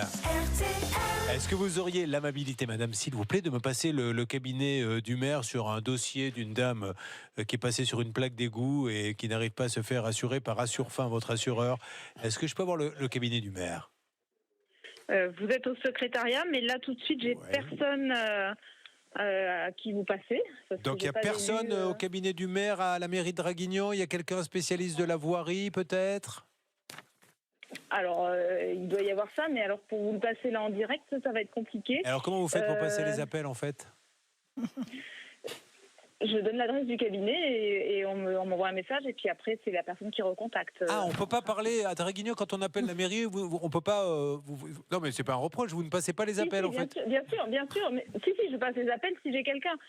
Attendez, je vais voir si je trouve quelqu'un. Une petite minute. Ok, pourquoi pas, il y a peut-être... C'est pas une petite mairie, pourtant. Non, mais Julien, peut-être que... Non, mais je vois, il y a des personnes, mais il y a des réunions, tout ça. Bon, bref, je vais voir si je peux trouver quelqu'un... Merci, madame, qui puisse vous renseigner. Voilà, parce que je peux vous passer quelqu'un, mais bon, si ça ne peut pas vous renseigner, c'est pas la peine. Mais madame, il a bien il a une secrétaire, le maire. Il a une assistante, même plusieurs, je suppose.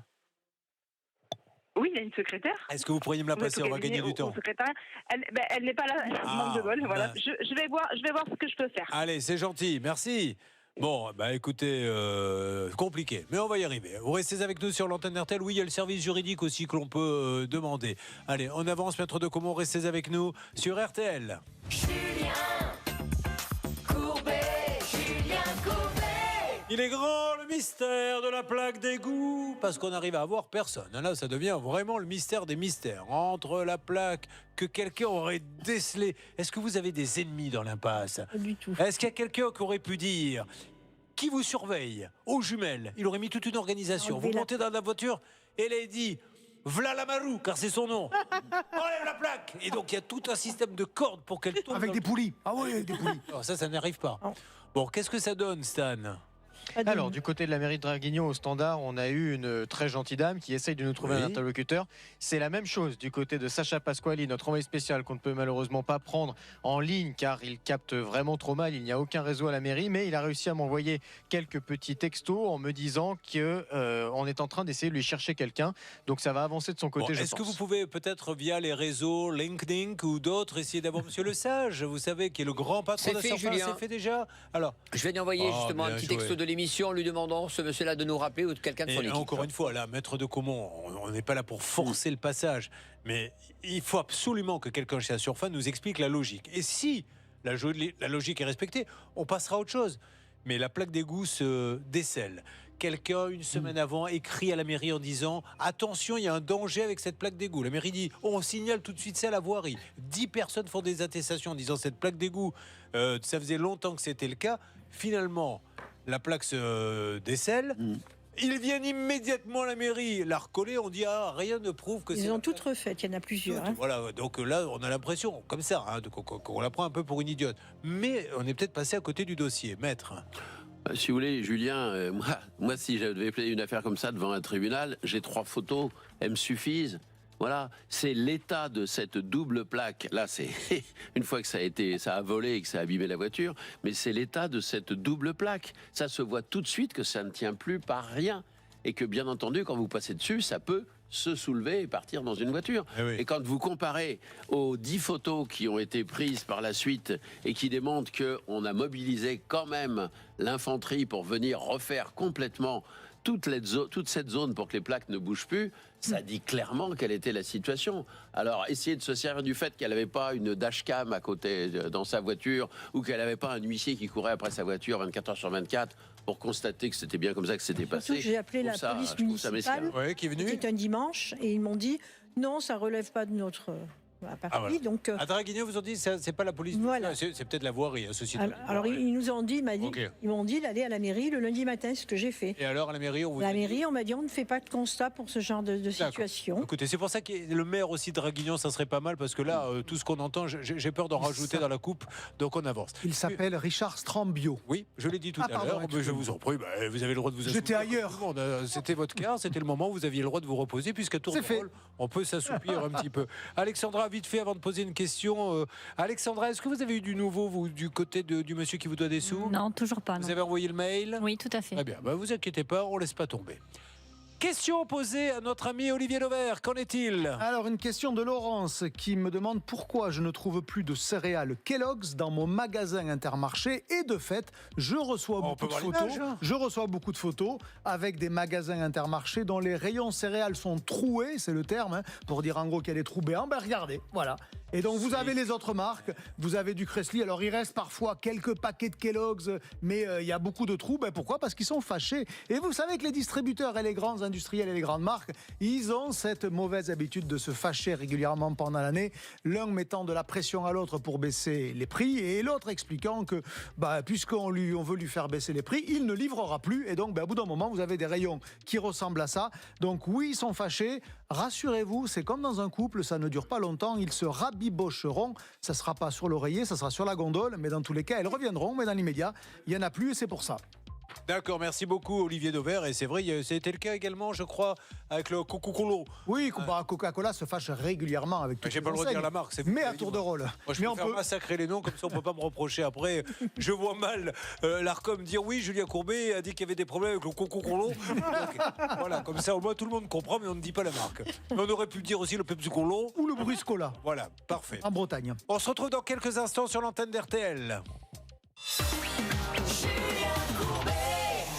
Nous allons, si vous le voulez bien, dans quelques instants parler avec vous. Henri, vous venez de nous rejoindre. Comment allez-vous? Oui, très bien, merci. Il est content. Oui, depuis le temps que j'attendais d'avoir des problèmes, enfin je les ai. Parce que jusqu'à présent, ma vie était d'un ennui. Il ne m'arrivait rien. Les gens qui me devaient des sous me les donnaient. Ma femme, même au boulot, ils me donnent trop d'argent. Donc, mais ça y est, les ennuis arrivent. En fait, vous allez nous parler d'une agence immobilière qui, écoutez bien, a changé la serrure de son appartement sans le prévenir. Ça vous embouche un coin, maître de Comont? Ah oui, je connaissais pas. Eh ben voilà, c'est nouveau, ça vient de sortir. Et en plus, c'est pour ça que je suis très étonné, c'est une agence, enfin, c'est très connu, un des plus grands réseaux. Qu'est-ce qu'ils vous ont donné comme explication? Aucune. Ah oui, c'est bien ça. C'est-à-dire, mais ils sont pas venus comme ça au hasard quand même. Non, en fait, je leur avais confié un contrat de gestion locative pour louer mon appartement. D'accord. Au mois de juillet. Sans trop rentrer dans les détails, pourquoi ils l'ont changé? Qu'est-ce qu'ils vous ont dit? Parce que en fait, ils m'ont annoncé qu'ils avaient loué l'appartement le 1er août. Un locataire rentrait le 1er août. J'ai plus entendu parler de rien. Et donc, le 10 septembre, j'ai demandé à reprendre les clés de l'appartement, puisque j'avais un locataire qui n'était pas là et je n'avais plus de clés. Alors, on va détailler ça dans quelques instants. Je voulais juste savoir s'il y avait une petite excuse, parce qu'on va s'attaquer à votre cas là tout de suite. Et d'ailleurs, c'est intéressant parce qu'en termes de droit, on va voir si on a le droit de changer les serrures comme ça, sans l'accord, bien sûr, du propriétaire. Ça arrive dans une seconde. En ce qui concerne donc Anaïs, pour l'instant, on est toujours... oui, allez-y, dites-lui, Geneviève. Il va te payer.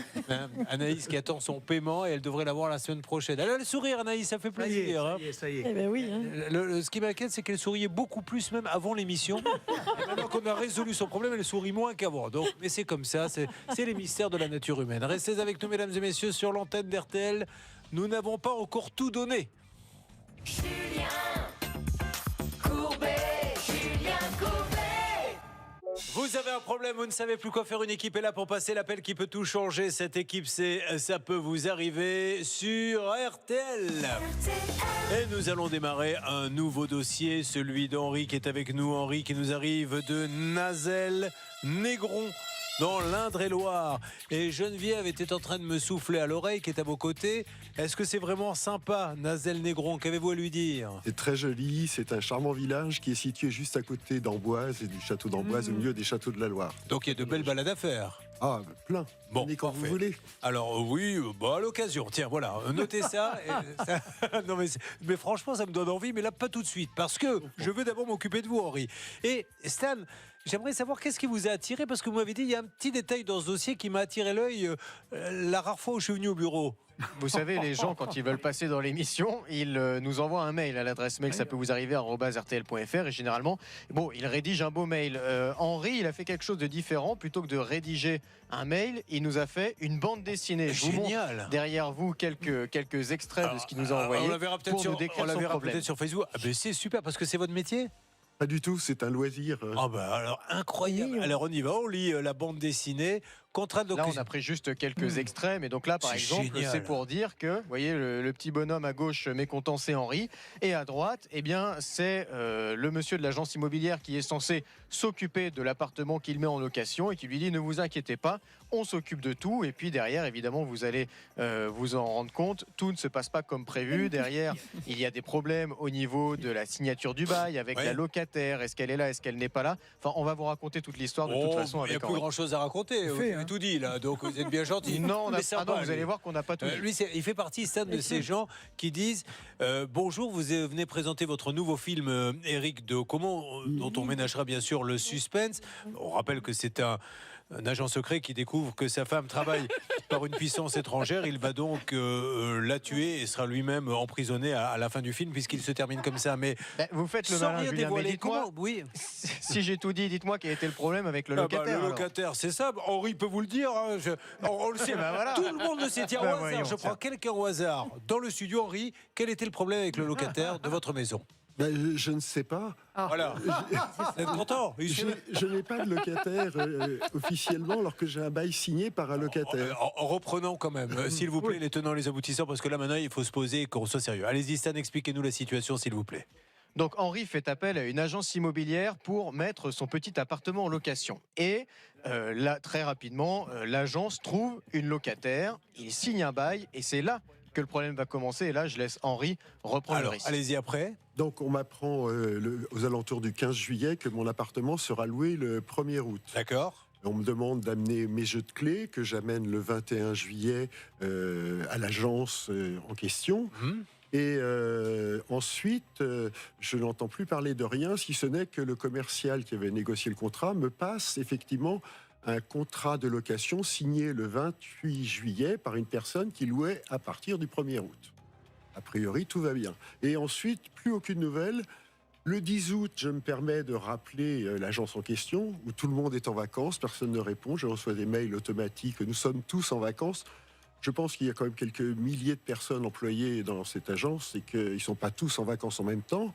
Mais en désespoir de cause, j'arrive à joindre le commercial sur son portable. Il était lui-même en vacances, mais il prend soin de me donner les coordonnées de son supérieur, à qui j'écris, qui ne répond pas. J'envoie même une lettre recommandée au siège de l'entreprise. À mon avis, ils n'ont pas été la chercher parce que je n'ai pas d'accusé de réception. Et je n'ai plus aucune nouvelle depuis le 21 juillet. Donc, on vous a promis la location d'un appartement, oui. Et ce qu'on peut rajouter, c'est ça, c'est que vous avez été, je suppose, sur place et vous êtes aperçu que les serrures ont été changées. Alors, ce qui s'est passé, c'est que, en désespoir de cause, début septembre, j'ai écrit à tout le monde, à tous mes interlocuteurs fantômes, leur disant je résilie le contrat de location. Je ne veux plus de location. Et donc, comment avez-vous découvert qu'ils avaient changé de serrure? Parce qu'en fait, j'ai envoyé un ami récupérer mes clés. Puisque, étant en province, je lui ai dit est-ce que tu peux passer à l'agence? À l'agence qui nous donne une adresse où on peut trouver les clés. Aucun problème, vous récupérez vos clés, on n'en parle plus. L'ami y va, pas de clés. Wow. L'ami y retourne, toujours pas de clés. L'agence lui dit on vous appelle dès qu'on les a retrouvés. Ça a duré une semaine, et au bout d'une semaine, ils n'avaient toujours pas de clés. Bon, alors, et donc ils les ont changés? Alors ce qui s'est passé, c'est encore plus amusant. Henri, ils ont changé la serrure. Dans à peu près, je pense, à prendre dans 6-7 ans. Là, il ne reste plus que quelques heures. J'aimerais pouvoir partir la tête haute. Dites-nous juste pourquoi.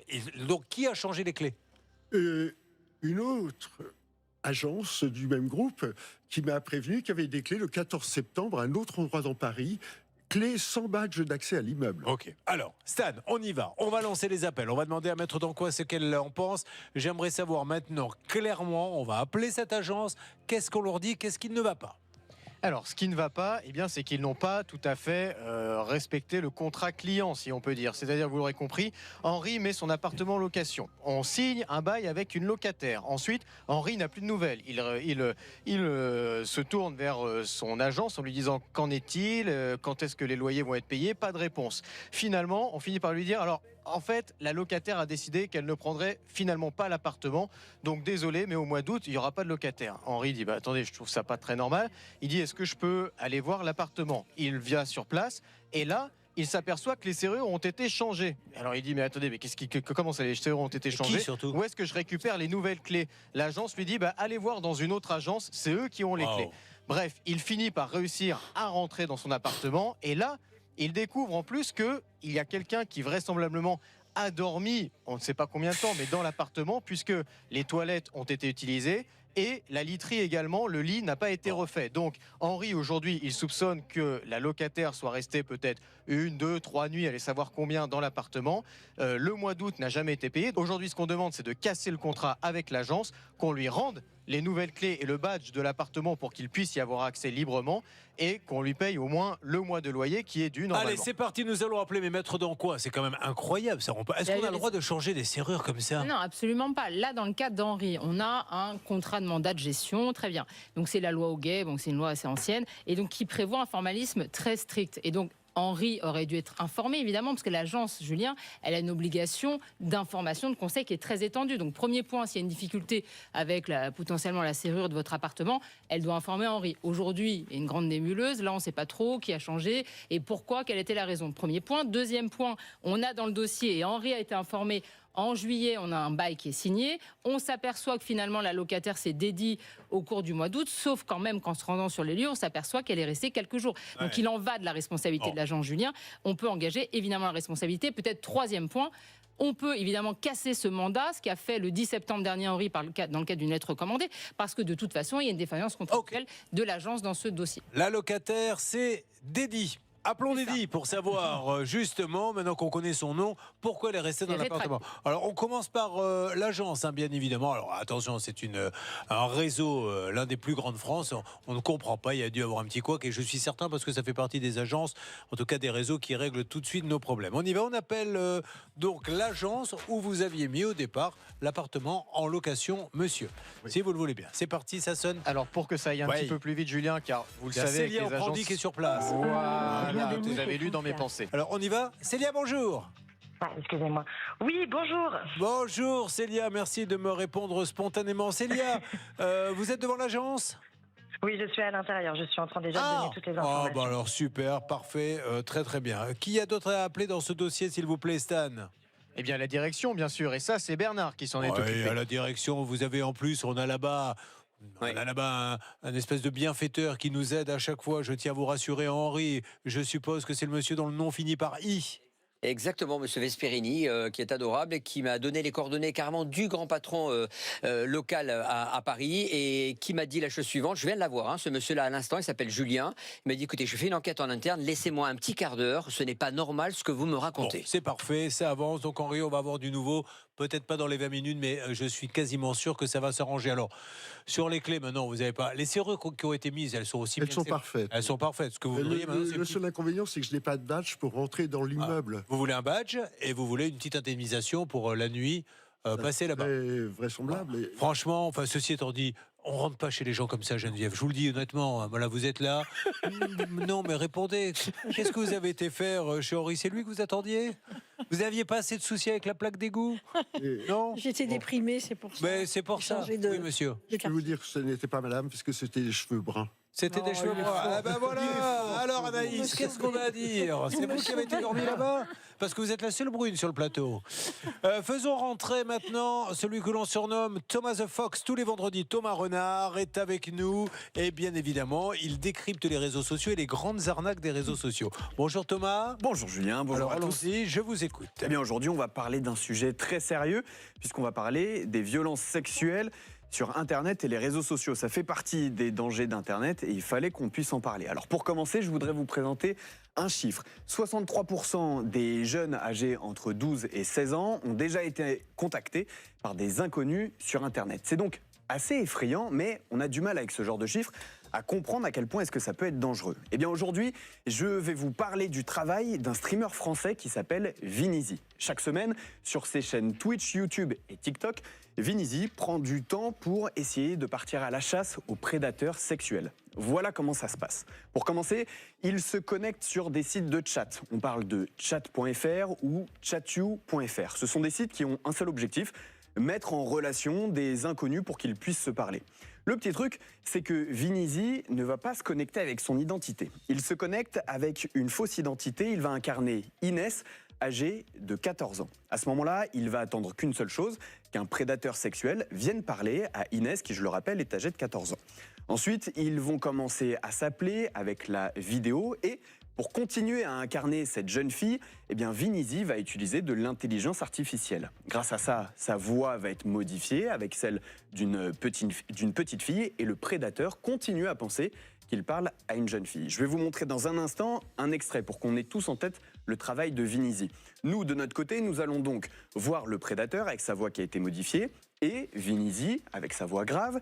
Et avec un léger décalage, il y aura donc la voix de la jeune fille. Du côté du prédateur, lui n'entend que la voix artificielle de la jeune fille. J'espère que tout est clair. Très très clair. Parfait, regardons.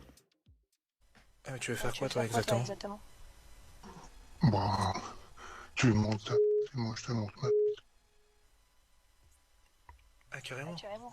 Et t'as déjà fait ça avec des jeunes comme moi? Ça va? Ouais.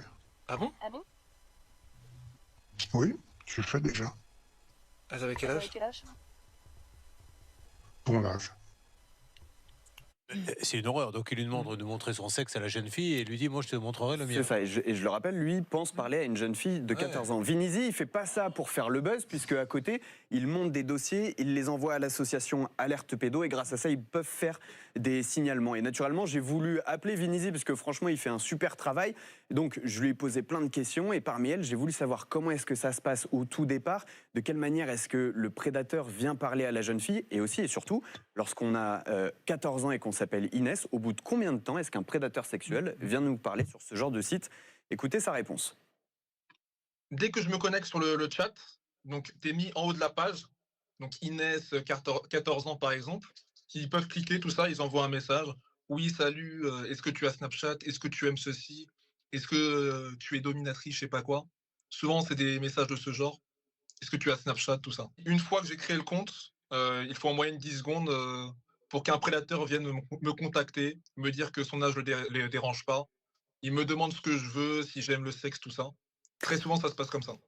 Vous avez donc compris, on parle quand même de vraies violences sexuelles. En 10 secondes, donc, une jeune fille peut se faire contacter. Là encore, c'est vraiment quelque chose de très grave. Donc j'ai voulu demander à Vinizy quels sont ses conseils aussi bien pour les parents que pour les jeunes qui pourraient regarder cette chronique. Écoutez. Franchement, il faut éviter tout ce qui est réseaux sociaux. Il faut vraiment surveiller ce que fait l'enfant, très franchement. Que ce soit 10 ans, 9 ans, 14 ans. À partir de 15 ans, on peut laisser des libertés, mais il faut quand même vérifier ce que fait l'enfant, tout ça. Parce que le nombre de sites, le nombre de prédateurs qui peuvent vous contacter, même sur un jeu vidéo, mais n'importe où, tu peux te faire contacter par un vieux pervers d'une cinquantaine d'années qui veut des choses. On pourrait expliquer à Vinizy qu'il ne faut pas qu'il dise vieux qui a 50 ans. Oui. On est quelques-uns sur ce plateau. Ne me regardez pas. Là, c'est pas très sympa. J'adore son travail, mais attention quand même. Je lui dirais d'ailleurs, il est fan de l'émission, mais donc pour compléter un petit peu ses propos, ce qu'on peut dire, c'est que si vous avez des enfants, obligez-les à avoir des comptes privés. Aucune information personnelle, pas d'âge, pas de photos, rien du tout. Et vous aussi à la maison, vous pouvez bloquer sur Internet les sites, donc je le rappelle, chat avec 2a.fr et chatu.fr. Voilà. Mais alors ça se termine comment les conversations? Eh bien, à la fin, Vinizy donc se dévoile. Il retire toutes les intelligences artificielles et le prédateur se retrouve face à Vinizy. À ce moment-là, il y a deux possibilités. La première, c'est que le prédateur s'envole, il raccroche, il s'évapore. Et la seconde, vous allez le voir, c'est que parfois ils vont essayer de s'expliquer ou plutôt d'insulter Vinizy. Regardez. Non, mais pourquoi tu t'aimes parler avec les jeunes filles de 14 ans? J'aimerais bien savoir ça. Vraie question. Ça te regarde ou t'es qui toi? Non, mais Ça te regarde. sérieux. On a tout sur toi. Donc, Et toi, ça te regarde. Bah oui, je sais. C'est un gamin pour moi, mon pote. Un gamin pour moi, je te dis. On a tout sur toi. Un mon fou de gars. tes morts, toi, non? Mais pourquoi tu veux pas discuter normalement? Pourquoi t'insultes directement? C'est ça que je comprends pas. Parce que je t'emmerde, tu comprends ça? Mais arrête de m'emmerder, c'est pas sympa. Voilà, écoutez, moi je préfère pas faire de commentaires parce que je pourrais péter les plombs sur ce genre de truc parce que c'est une honte absolue quand on voit des choses comme ça. Ces gens-là, comme celui qui s'attaquait à des gamines de 14 ans et leur montrait des photos, je trouve ça mais ignoble. Moi je n'aurais aucune pitié, c'est pour ça que je préfère pas commenter. Je ne sais pas si c'est dans un cadre très légal, mais l'idée de tendre des pièges et de les appâter, finalement, c'est une bonne façon de les récupérer et qu'ils arrêtent. Et qu'ils arrêtent. Donc, en fait, il fait œuvre de salubrité publique, j'allais dire. Qu'est-ce qu'on risque grave? Vous avez peut-être déjà traité des affaires comme ça? Exactement, Julien. Ça permet un signalement au parquet parce que c'est un mineur qui est en danger. Et effectivement, ça fait froid dans le dos d'entendre ce type de propos à une enfant de 14 ans. Et donc, après, il faut identifier avec les adresses IP, etc. C'est toujours la difficulté au niveau de l'enquête. Oui, mais lui, il est encore plus fort parce qu'il arrive à voir leur visage. C'est ça. Il peut carrément envoyer le Bien sûr, visage. bien sûr. Donc, bon, voilà, maître de Comont. Une petite remarque qui me vient à l'esprit en matière de droit pénal.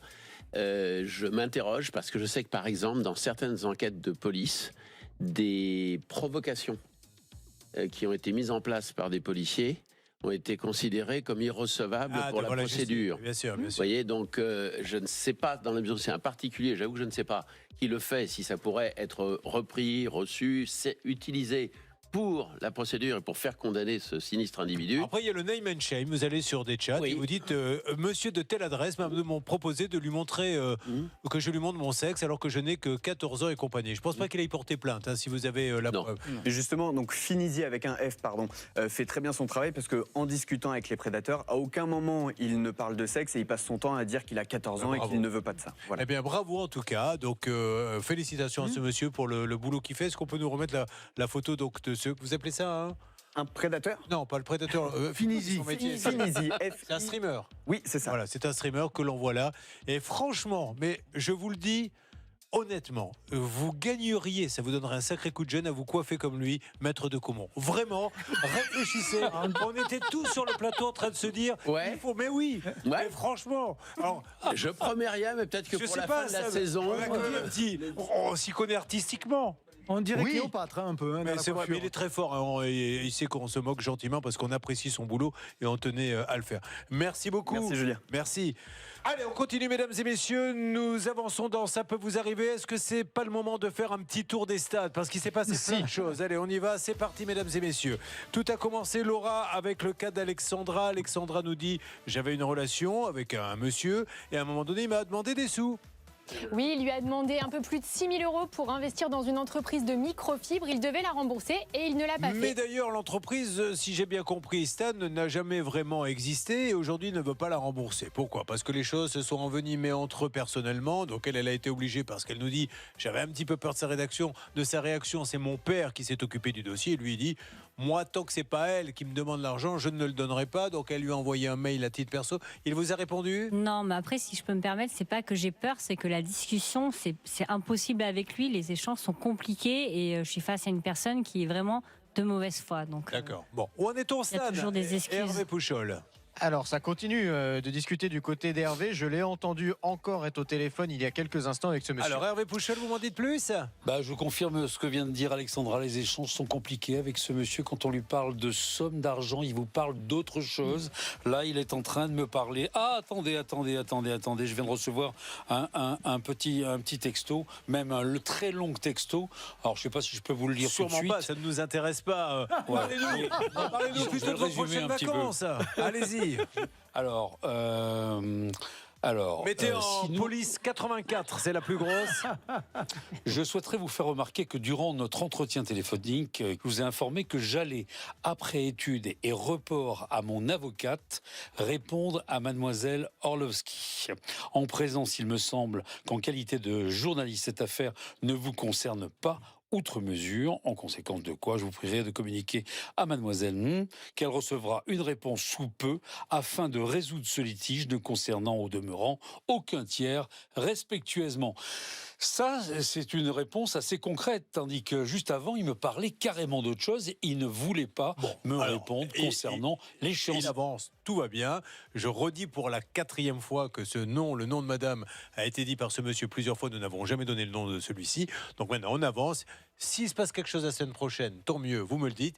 Si ça ne se passe pas, on se permettra de le rappeler parce que l'argent est dû. Et en plus de ça, vous me confirmez, mais alors attention, parce que ça je ne l'ai pas vérifié, que l'argent que vous lui avez prêté, c'était pour une société qui n'a jamais monté alors en fait, c'est ça ? Elle n'a jamais existé officiellement. Elle n'a jamais existé, donc c'est un peu embêtant. Alors on fait ça, mais moi je suis sûr qu'il va trouver une solution et s'il veut que son avocate nous appelle, elle sera la bienvenue. Vous inquiétez pas Alexandra, vous êtes prioritaire. Anaïs était avec nous, Anaïs qui va acheter une voiture. Quel est le principe et le problème de cette voiture, Laura ? Alors, elle a acheté une voiture d'occasion, 4 500 € auprès d'un professionnel. Et en fait, il y a plein de problèmes sur cette voiture. Elle est expertisée. Et en fait, on découvre que le compteur a été trafiqué. Le kilométrage n'est pas bon. Elle souhaite l'annulation de la vente, mais il ne se passe rien. On a appris que c'est une voiture venue de l'étranger. Maître de Caumont, malheureusement, quand la voiture vient de l'étranger, le contrôle technique, il ne peut pas aller sur les sites français qui ont l'historique. Donc ça, c'est déjà une première faiblesse des voitures qui viennent de l'étranger. Tout le monde est convoqué à une expertise, personne n'y va, donc après c'est compliqué de dire je suis pas au courant.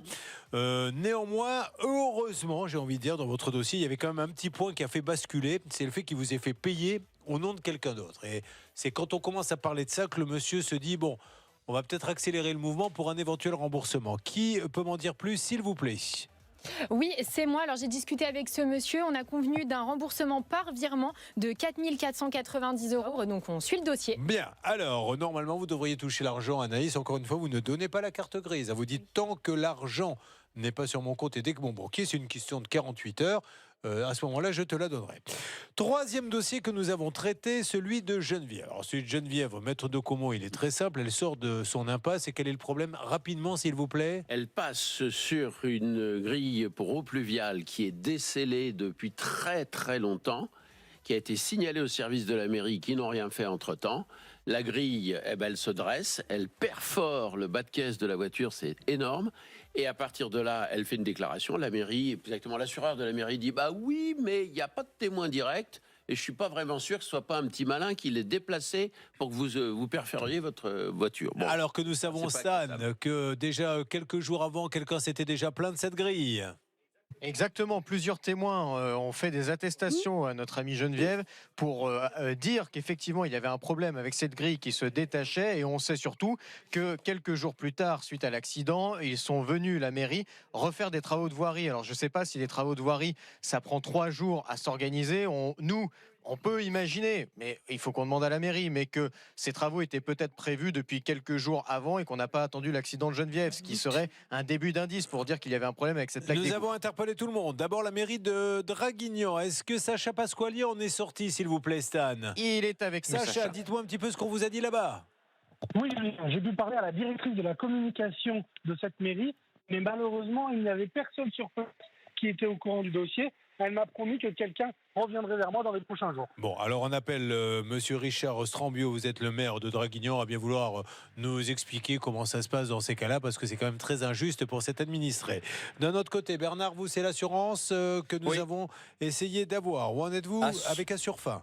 Assurfin, Assurfine, groupe, malheureusement, grâce, c'est catégorique, c'est elle qui s'occupe de ce dossier. Pour elle, c'est un refus total, car il n'y a pas de lien de causalité officiel. Les photos ne suffisent pas. Mais je pense que maintenant qu'on a interpellé Monsieur Le Sage, le grand patron de cette assurance, qu'on avait déjà eu, exactement, qu'on avait déjà eu avec Hervé, je pense qu'ils vont revenir à la raison. Que les choses soient claires pour Monsieur Le Sage qui nous écoute. On ne lui demande pas de nous donner raison. On veut juste essayer de comprendre, tout simplement, pourquoi vous ne remboursez pas, sachant qu'il y a déjà une première femme qui a dit attention, cette plaque, il va y avoir un souci, que finalement le souci arrive et qu'il y a 10 autres personnes qui disent mais bien sûr qu'elle est dessoudée cette plaque, on le sait tous depuis longtemps, et que la mairie vient et ressoude tout comme par miracle le lendemain.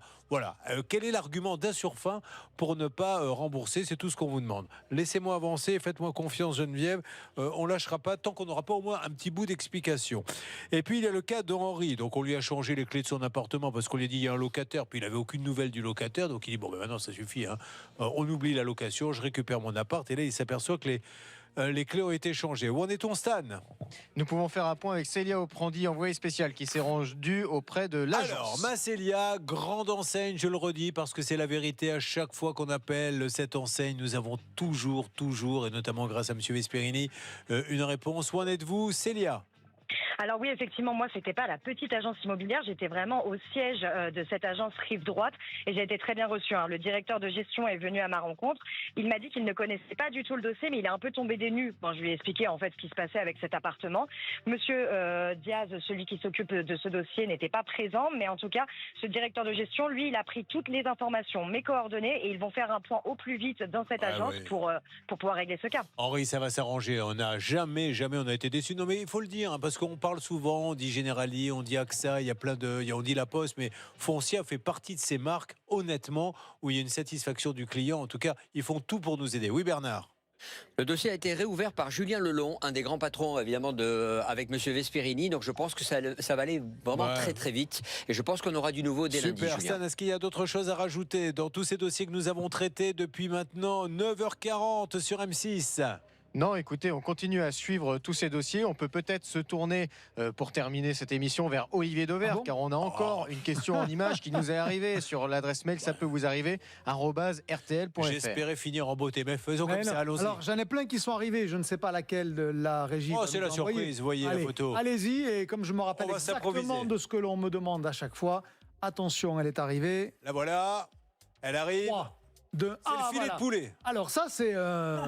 un téléspectateur qui pousse un coup de gueule et qui se rappelait, il y a quelques semaines, je vous avais montré des truites fumées des Pyrénées, avec le mot Pyrénées en gros, et quand vous regardiez en tout petit, c'était marqué des Pyrénées espagnoles. Je ne sais pas si vous vous souvenez. Bien sûr. Parce que les Pyrénées, évidemment, c'est des deux côtés, côté français et côté espagnol. Eh ben, on a le même cas de figure. Regardez-moi ça. On a le drapeau du Pays Basque, produit au Pays Basque, filet de poulet. Et donc, quelque part, quand vous êtes de ce côté-ci de la frontière, vous dites c'est du poulet basque. Bon, dans l'imaginaire, on va imaginer qu'il est plutôt français. Et quand vous vous rapprochez, ça arrive dans un instant. Regardez-moi ça. En tout petit, origine Espagne. Alors, il n'y a rien d'illégal puisque le Pays Basque, c'est comme les Pyrénées, il y en a des deux côtés de la frontière. Mais malgré tout, voyez, encore une fois, eh ben, on vous laisse à penser, on vous fait croire que... Bon, voilà, ça pourrait être écrit plus gros, honnêtement, mais bon, voilà, encore une fois, c'est pas un mensonge, mais ça pourrait être plus précis. Voilà, regardons les étiquettes, parce que de toute façon, il y a tellement de choses écrites dessus, mais en tout petit, donc prenons le temps et on va apprendre beaucoup de choses. Allez, le Money Time, dans quelques instants, vous avez choisi M6 pour avancer dans nos dossiers. Voyons s'il se passe encore. Tout est encore possible, c'est souvent dans les dernières minutes qu'il y a des petits rebondissements. Vous restez avec nous sur l'antenne et vous suivez, ça peut vous arriver.